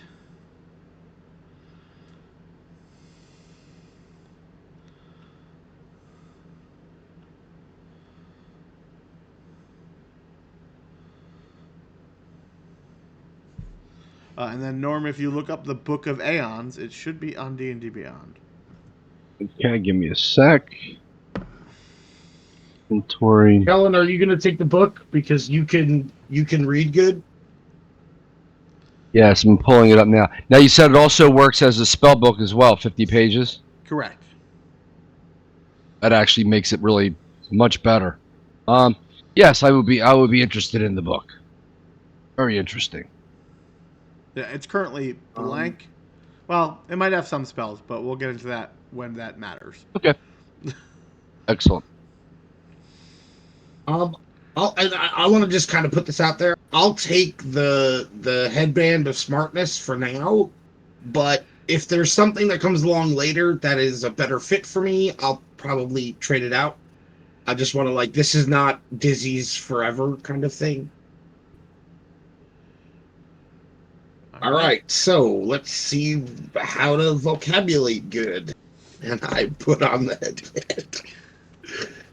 And you guys, over this time when you were having tea and identifying it, you attune to your new items, except for Finn, who just puts on the coat and it shrinks to his size.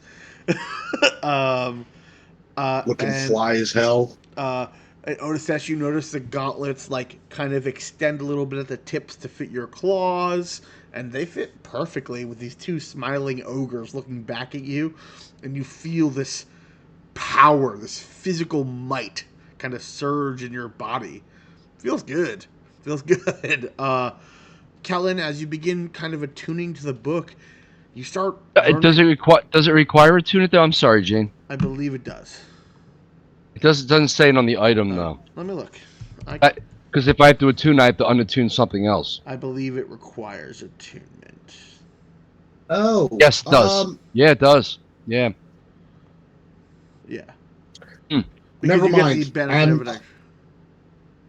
Yeah. I'm gonna vocabulate at the same Dizzy level that you, because I'm full up, baby. You're so attuned to so much stuff. Okay, I'll just hold on to the book for now. I think I'll have to wait a little bit until I look at my items better. Okay. Yeah, so you kind of spend that time, and are you guys gonna split up? As I need to pull up the Draven Rest stuff. Oh, I want to do two things before we go. Kellen, yep. I was infected with lycanthropy, and I've been cured from lycanthropy. I don't know if it'll help you, but if you want a vial of my blood, you can take it. Yes, that would be very helpful. Thank you. You probably think, Kellen, it might be better to just take Dizzy with you. Because, that way, if there's any experimentation and you need more blood instead of just one vial, you wouldn't have to go search for him. If you're trying to, do tests. Here's what I was thinking, Dizzy. Having you as a test subject there would be very useful. So I can get everything started at the lab and get everything geared. When you're done turning your stuff in, you can kind of meet me there and see how we can squeeze you into the whole project. I mean, Kel, why don't I just go with you? I can trust Finn and Otisesh to take care of it. I mean, you guys, you gotta tell them this trident is bunk. It's crap. My last thing that I want to do before you go, now that you're all muscly, Otisesh, do you have a weapon that's magical? I do not.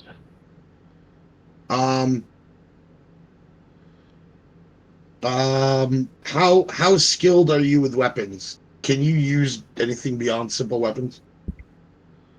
He just pulls a morning star out. He's like, I typically hit things with this. Nice. All right. Well, as a gift was bequeathed unto me, I bequeathed unto you. And I'm going to hand you a javelin of lightning. Okay. Yeah, you can add a javelin of lightning to your inventory. It has served me well. So until we get a magic weapon that's more, your speed, you can use my javelin. Thank you. I Of will course, friend. return All right, this when I Kellen. have found something more suiting, and until then, I will take pride in its use.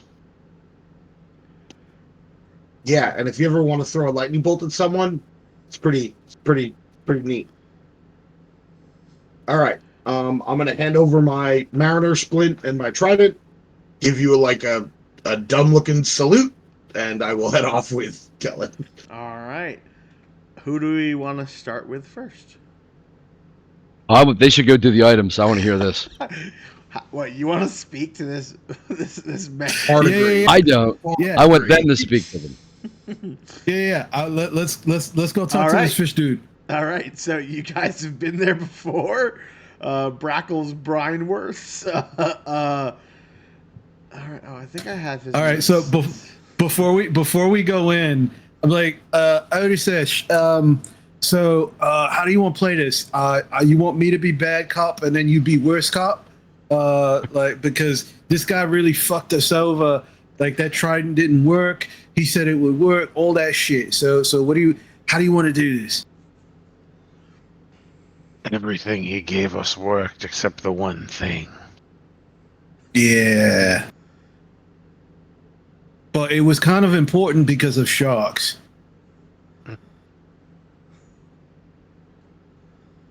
So I mean, look, if you want to just how about we do something like I'll rush at him like I'm gonna attack him because he fucked us over, and you hold me back, right? Like you just because I'm a crazy guy, I'm a crazy man, right? And you just hold me back, and the only way I'll stop my attack is if he compensates us, he gives the money back, plus a little something extra for our troubles. All right. Because it wouldn't make sense. Like you're a big guy, I can't hold you back, so it'd be easier for you to hold me back. Indeed. All right. All right. So we walk in. Yep. You make your way to this this dingy, fucking shit all over the walls, nets covering everything. Brackle Brine's shop, Brackle Brineworth Antiques. As the door opens, you see a glowing, head thing kind of light up as he kind of comes out of his tub. Oh shit, you're back. Hey, how's it going? Yeah. Oh shit, that's right. We're back. So this worked, and I'll throw my armor at the mariner's armor at him, and this worked, and I'll just do that for everything that we're giving at. But this, and then I'll hold up the trident. Didn't work for shit, and I'll try to throw it at him, but not hit him, but try to get it to it. All right, it hits the wall next to him. Roll an attack and don't roll a 1. Okay. Am I adding anything, or I'm just rolling a d20? I mean, you're probably not. It's a simple. I think tridents are simple, so you might be proficient in it. Add your proficient. It's a strength throw, so make a strength throw. Just don't roll a 1 because you're not trying to hit him. Oh no, it's an 18. I rolled Okay, an 18. yeah, you get it exactly where you want it. All right, so just and it's right next to his head. So, what are you gonna do about it, huh? And I'll just I'll exaggeratingly try to lunge at him. Lift his bulk out of this tub, and he's 7.5 feet. You notice a second set of arms unfold, like when you were dealing with the Sahagin Baron. And he goes, "You come into my shop, making threats at me?" You see him reach into his tub, and he pulls out a vial of blood, and he drinks it. Make me a wisdom saving throw.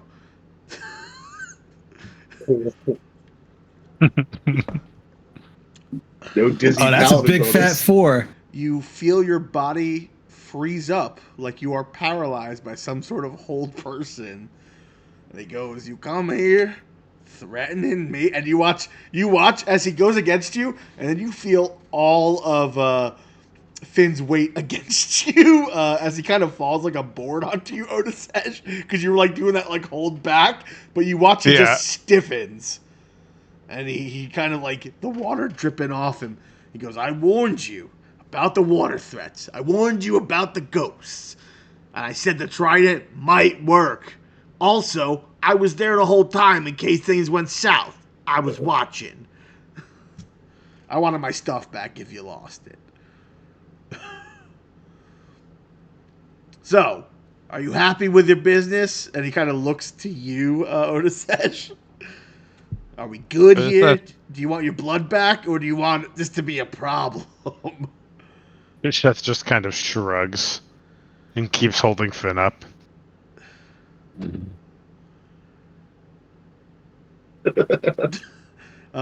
Finn, you can make me another saving throw. Wisdom.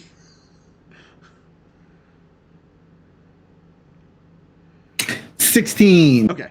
You watch him you hear like a gurgling, and he kind of spits the blood out, and Finn, your body comes to.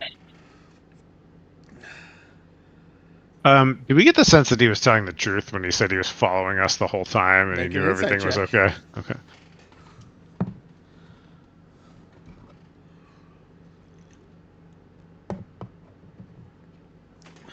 20. Dirty. Not. I mean, part of it was true and part of it was a lie. Yeah. He was definitely following you, but not for your safety. He wanted to make sure he got his stuff back and likely whatever stuff you dropped if you died. You exaggerate your altruism. I mean, I'm a businessman. I never said I was a good person. I just said I wanted my stuff back. You implied things that were meant differently than your true intentions. Okay, you called me. So, and he kind of, you watch him slink back to his tub, like get small again, and submerges himself, arms fold in. All You right. have also threatened my friend, and also played your last card against him. He threw a trident at me in my own store. Did it hit you? I don't know how good at throwing tridents you. It's a magic trident. It could have killed me for all I know. That's what I'm trying to tell you. It's not a magic trident because it doesn't fucking work. It is a magic trident. It controls fish if you're good at it. It did not control any fish. Oh, maybe he's just not good at it. Look, just give us some money back for the non-functional working thing and we'll call it a day. Fine, I'll give you your fucking 25 gold back for your goddamn trident. But I ain't giving you a fucking dime more. No copper out of me. And I'll remember this. Brack O'Brien will remember this. The day you remember it, write it down, draw a picture. Just give me my fucking gold. All right, that means you don't. That means I guess you ain't gonna be shopping in here for some of the fine things I found. I thought we were gonna have a good working relationship. Oh yeah, probably if your shit worked. I sold you the shit for going underwater, not the shit I found underwater. Give us that in the blood, please. Thank you. All right, he slides over 3 vials. Or 2 vials at this point. Oh, no. 3 vials. And 25 gold he puts down. All right. All right, land dwellers trying to shake one over. That was your trump card? He's fine. Oh, no. That was my basic. I had other things I was going to do. I just wanted to show you that was meant business. I hope so. That was pathetic. Really? Really? And you watch him swipe back the vials. Absolutely not. Like slams his hand down over the vials. All right, make me a dex check, Otis. I'd rather make it like a big intimidation check, if that's possible. Well, you're trying to get him from before he swipes the bottles. Sure. If you succeed, absolutely. Okay. That's just like straight dex? Yeah. Okay. Oh no! Natural one. Natural one. So you go forward, but there's just so much crap in here that your feet get caught up in a net, and you go ass over tea kettle. A bunch of like shells and conches and bullshit falls on you, and he goes, "You know what? You could just have this." He just puts some blood back and the 25 gold. That was worth it. You're good. You need help. You know what? Hey, tiny guy, why don't you help your friend out of that mess? Yeah. Fuck you. And I'll go and I'll help Otis get up as best I can. Untangle. You know what? You see him ladle water over him. Worth it. You know, every time. You guys are good. You can come back if you want to buy stuff. I'm just seething and just taking shit off Otis and try to get him up. Okay, have a good one. I'll see you next time you need to buy stupid shit from me, you landlubbers. Yeah. Fuck you very much. Thank you. Eh, he got ladles more salt water over him. Yeah. As really. Go ahead, Otis. Sorry. I was just gonna say we take our blood and our money and we leave. Bye. And I'll be like, Otis, that went differently in my head. I'm sorry.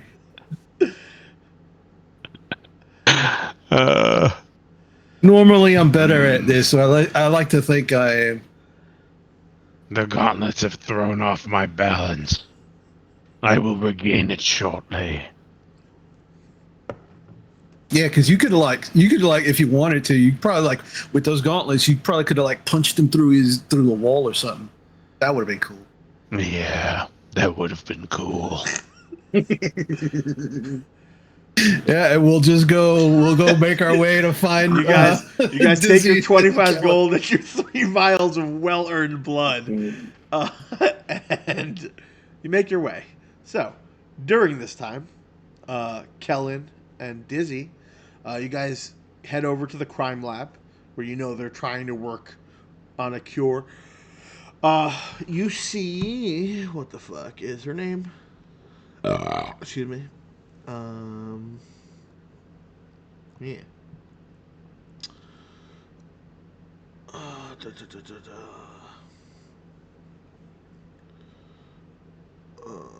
Nope. Nope.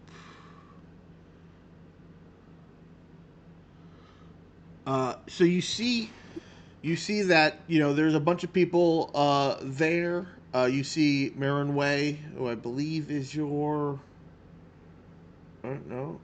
Who was your female contact? Our investigator, that's Yeah. Euphranea. Euphranea. Okay, Euphranea. I got it. Euphranea Crew. Yep. She's obvious. She's at the precinct, but she's not in the lab. You notice that there. You notice that there is the knight, the judge.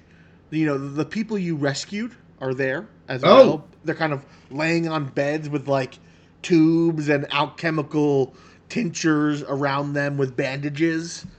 And the knight nods to both of you.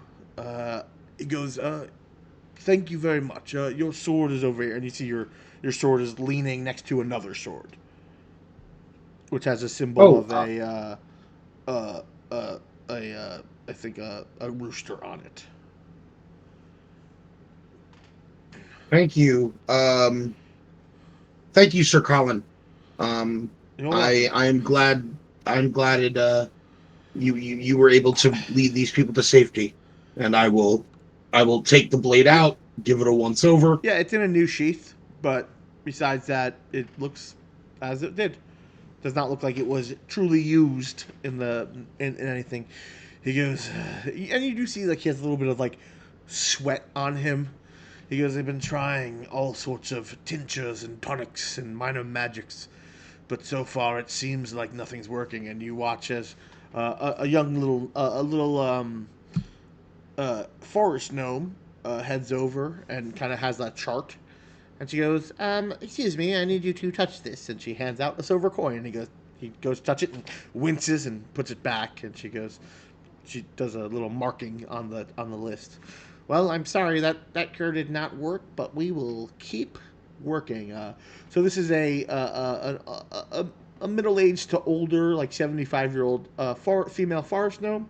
She has short, straight silver hair and green eyes, soft, pockmarked white skin. She stands at about 2'8", has a regular build, round and common face. And you notice that she has a badly done, like, bone piercing in her ear.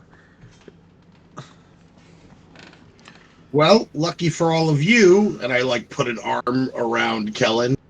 You have the brightest alchemist in the biz. That is correct. She looks around. Are you that?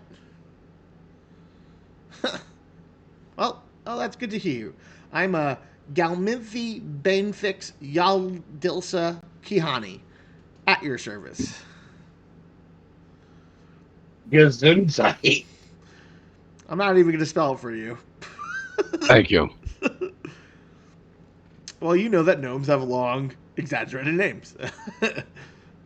She goes, I guess if you want to come with me, I can take you to the head medic that has been supervising all of this, and maybe you could give them a hand. So Excellent. she kind of, pitter patters over to an older man. He seems to be a pretty, like, in his 90s, half elf. So he's older but not ancient for half elf standards. He has cropped, wavy black hair and gray eyes. He has soft pink skin and stands at about 4'7" with a skinny build. He has a square, unremarkable face, and he has 2 piercings on his left eyebrow and 3 shocking piercings on his right eyebrow. Maybe he had a punk face. And she goes, this is Ofin Guamiel, or doctor, cleric, and he kind of, thank you, Galmithy, thank you. Hello, he kind of looks down at you. You were the one who discovered the case of the were rats, yes? Yes, we both did. Yes, we have some materials that may be of assistance. Well, we need all the help we can do. I don't know how we're gonna get this under wraps. The ability to test people or mass produce a cure would be phenomenal, but that is going to take leaps of alchemical science that I don't know how we're going to achieve. Well, here's what we have first of all. I have 3 samples of blood that could actually transmit the lycanthropy, and I'll take those 3 out. Mm-hmm. Next, I have some various papers that were found down there that may shed some light, especially if you're a doctor. But most importantly, I had my good friend here, Dizzy.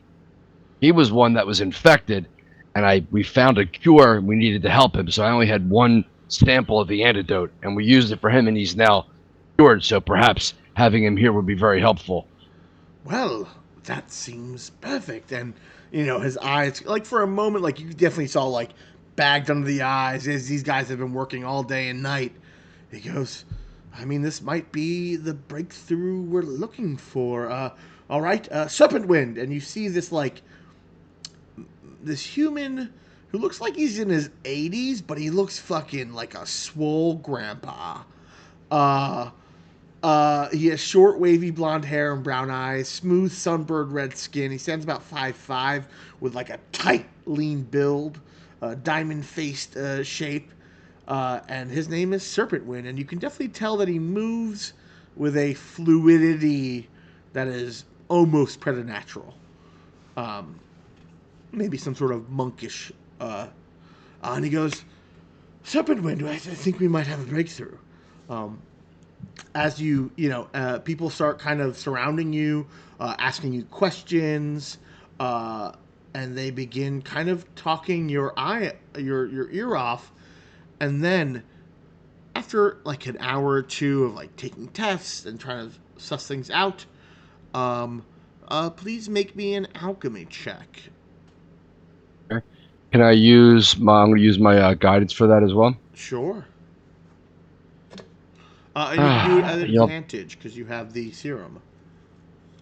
Okay. What am I rolling for alchemy? Is that intelligence? Yeah, but you get double your proficiency, so just do like an Arcana check and add your proficiency again, or something. Okay. Something you're proficient in intelligence. Okay. Plus 3.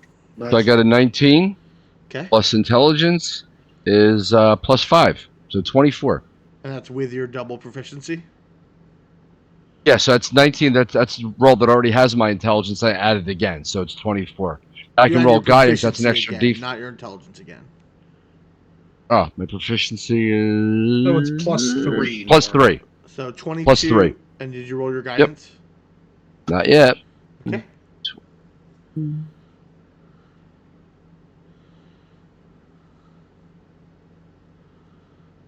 And one more. Okay. So you begin working. This seems like this is going to take a while. Dizzy, you're being poked, you're being prodded, but you know Ow! what? You're having a pleasant conversation with Sir Colin. You're having because he's in like the bed next to you, Yeah. and he's like, "Yes, you would probably make a great rooster.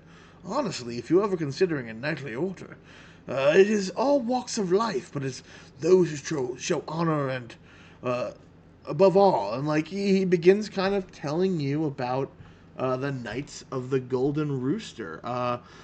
You learn that this order of initiate knights draws its members from nobles and adventurers of the city who were deserving of some recognition for their deeds. And so it's all about people proving themselves, very similar to LARP knights opposed to born into it knights. Of by doing deed and heroic actions and proving your knightly virtues, you can be knighted. Um, but yeah, he seems like an older guy, but he seems to definitely talk to you about this. All right, you begin making progress. You think this is going to take a few hours at least, maybe days. That will depend on how well you do, Norm. About Okay. this time, you two have finished up not being humiliated at a shop, and definitely walking out with your heads held high, and you can reconvene with your friends. It's been like an hour or two.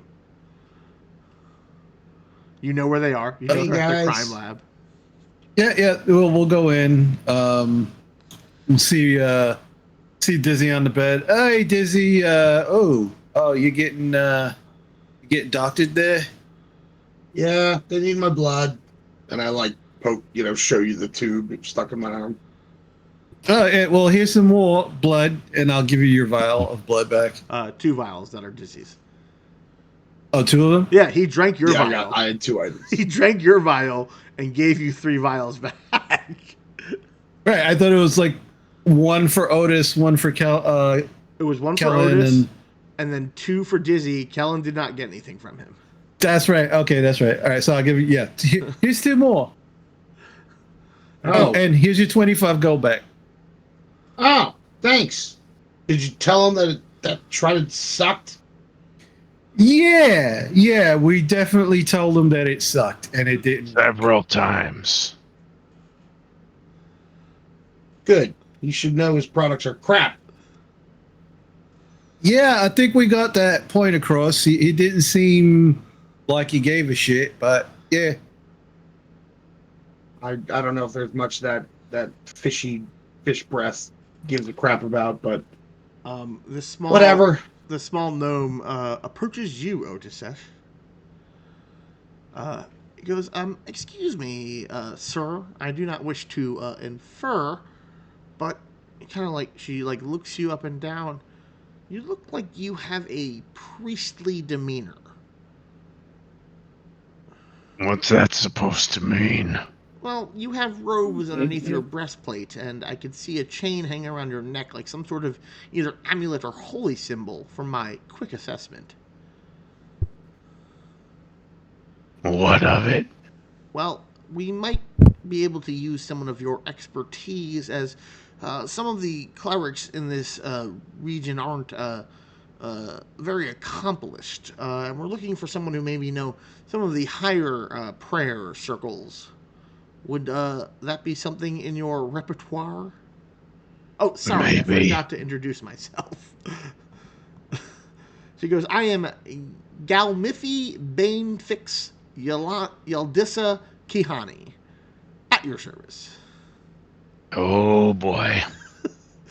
Well, We've just been calling her Kihani. Makes Ah, life easy. Okay. That will be helpful.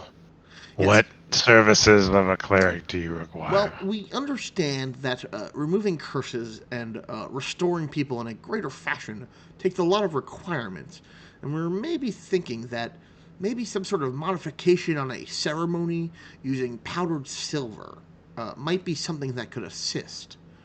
But we don't have the full understanding because we're trying to administer this to a large population, maybe slipping it into a water supply once we get it honed down. And I feel like powdered silver might be easier to go by. And maybe if you could come over here, and she just begins talking your ear off Mm-hmm. about prayers and practical magics and manipulation. If you wouldn't mind talking to this Serpent Wind, he understands a lot about religious and practical orders. And so, I am already bored. You need to be more direct.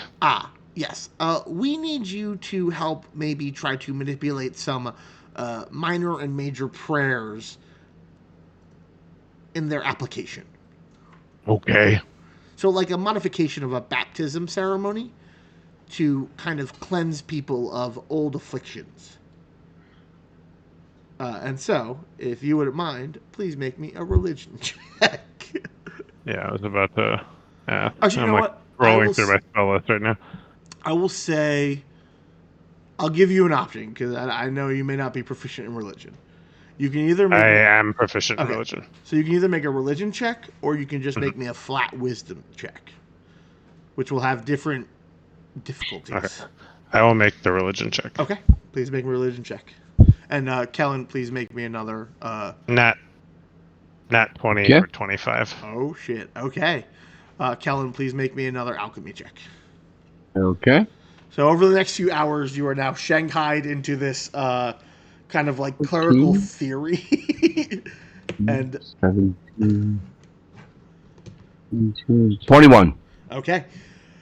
And you guys begin making progress. It seems like they have this kind of like idea of doing like a kind of like a false baptism. Not baptizing someone to a god, but kind of doing like a cleanse you of your old sins mixed with like silver powder and then kind of like a reversal. And you begin kind of theorizing and working with alchemy and you're making progress. You think probably another like half day of work and you might be able to crack it and at least get it to supplies. At this time, the door burst open with a rainbow smoke. And you see Sparkle? a familiar woman of rainbow-colored skin and no hair. How dare you not invite me to this alchemical mastery? Me of the chromatic eye? Zavadora? Master alchemist? And the woman that sold you all of those potions earlier burst More like into this master dramatist. burst into this lab. And you just see many of the like professionals and like cops and alchemists and medics all like, oh no. And she begins to not help well. It is at this point that Galfie walks over to you, Finn, and goes, excuse me, sir. I got no blood. I happen to notice that you seem to be very quick-handed and looking at certain things in this room. And she gestures to you in Thieves' Cant and says, can you get rid of this lady? Yeah, I could do that. I mean, the wind And just I'll look blows to the south, and I'd really like it to blow to the east. You understand on how a fair day this would be. Yeah, you know what? I'll make that fair day happen. I'll do something with the wind. It's no problem. Okay. Yeah, and I'll go So over. this woman I'll is go over to being her. exotic and like, well, no, you're not even using the right burners. Hold on, I have the perfect thing for this. Yeah. You know what? Why don't we go back to your shop? We'll get everything that we need, and I'll help you immediately bring it back over. How about that? All right, all right. Make me a check that you want to try to influence her with. It's definitely deception because when I Okay, get yeah. her back, there, I'm gonna lock her in her own shop. Okay, okay. Yeah, make me a deception check. Dizzy, you can also participate if you'd like, because again, you're just Sure. sitting on a bench and you are actively watching her not help, even though she seems to like try to be she tries to make it about her this entire time. That's a 14. Okay.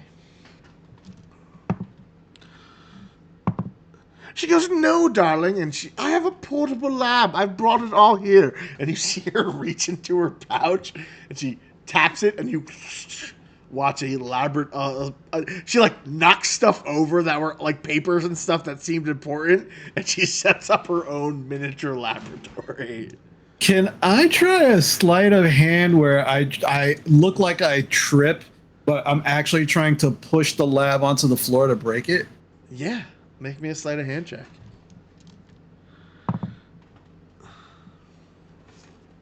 Come on, that's a nat 1.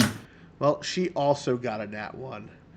Ah! So you guys begin struggling in this horrible ballet, and you watch as the entire alchemy kit dumps on the both of you.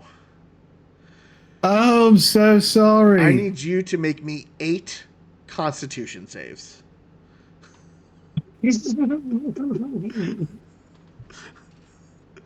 In order.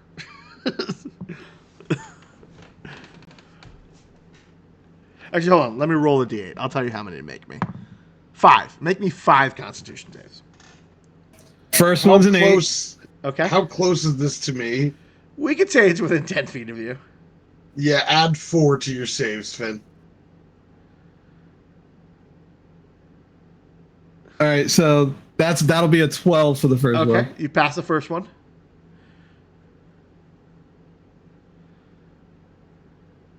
Uh, 19 for the second. Okay, you're good on that one. 19 for the third. Okay.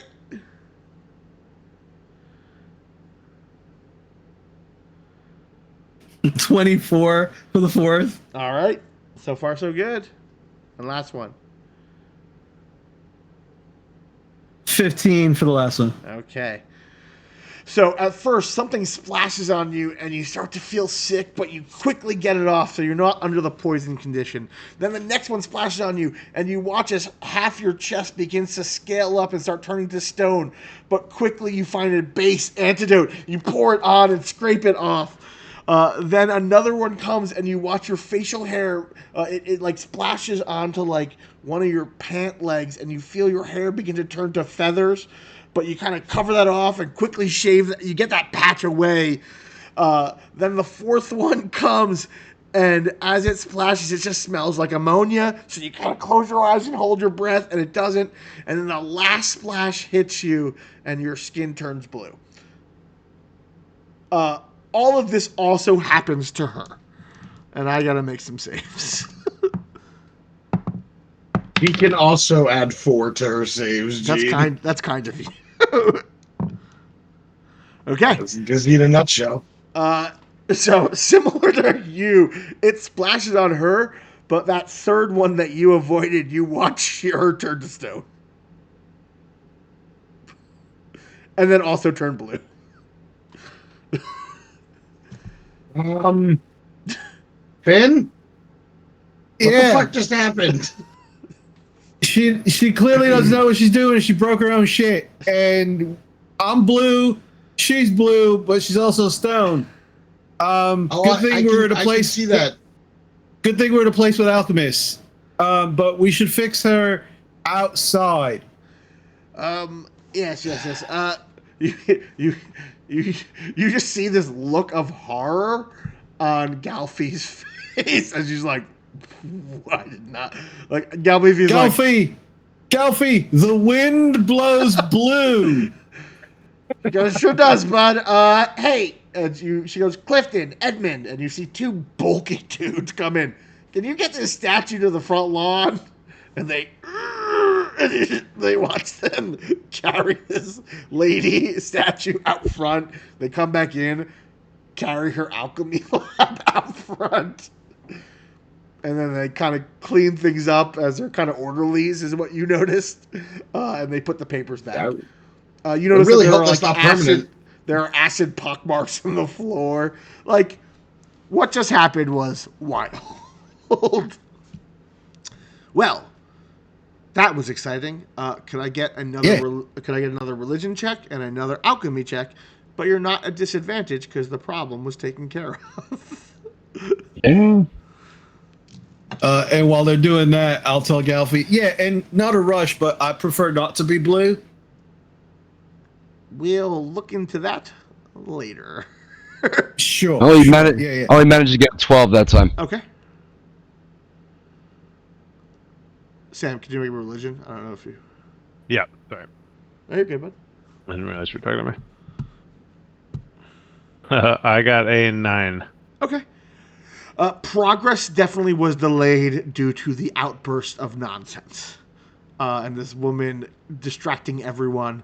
So to get the lab back in order kind of takes another few hours. It's starting to hit into the late evening as you guys have been working for hours. Dizzy, you're bored out of your mind. I'll say at this point, if you want, you can summon back Reggie because, like, you would have had the time if you'd like to. Yeah. Yeah. Reggie's hanging out. Fucking-lutely. Reggie's hanging out with you, licking your face. Again, there you are. Like, you know, you get some sad thoughts of, like, I'm sad I saw you go down. But, like, it doesn't seem like he's traumatized by what happened. Like, he's like, I did my purpose. I did my duty. So, like, you're not getting, like, negative emotions from him. Okay. I put back on his barding, the insignia. I do all, I get him back to battle ready. All right. And honestly, Gene, I spend time with my dog as that is Dizzy. Like, of all the activities he could be doing, that seems to be the only one. Yeah. Of matter. And as you guys kind of go into the evening, burning the late oil. Natural 20. Okay. You notice that Ferwina kind of pulls you forward to the side and goes, I'd like you to know that all charges have been dropped by the Kazralian Empire, or by Freeport. They're looking into their own internal affairs about apparently the legality of Captain McGillicuddy being in our port, and maybe that they did not have the proper paperwork, and that maybe he was acting under a rogue agency, doing his own sorts, maybe piracy even, and that he has been disavowed by the Freeport's embassy. So you were all free from under suspect. And she kind of like looks around quietly into a moment and goes, though I would watch your backs if you were to encounter any members not affiliated with Freeport. And she kind of winks at you as she says that. I'm guessing in the eyes of Draven's Rest, we are free citizens, but we have made a powerful enemy. That would be the loosest way to interpret it. And I can live with that. But she kind of goes, you all look tired, but it looks like progress is it looks like you were all almost finished. So it's kind of at this point, the other alchemist working with the doctor, I did some checks, and the doctor comes with this like, kind of like holy water adjacent, mixed with some like alchemical purities, and like, he goes, I think this might do it. As he kind of Ofen heads forward. I think we might have a cure. Now it comes to administering some test subjects. And Sir Colin goes, it would be my honor to test this out. And they nod. And Sir Colin, drinks back the vial. And now I gotta make a saving throw. Okay. You see him kind of clench his gut, but he holds it down. Ugh. And they kind of wait a few minutes. Everyone watches. Nothing changes. Galmiffy, and she kind of scuttles up with a silver coin. Sir Colin, if you would not mind. And Sir Colin grabs the coin, flips it up in his hand, and catches it. Heads. And they kind of nod, and you get that, like, doctor, a lot of hands shaking around the room.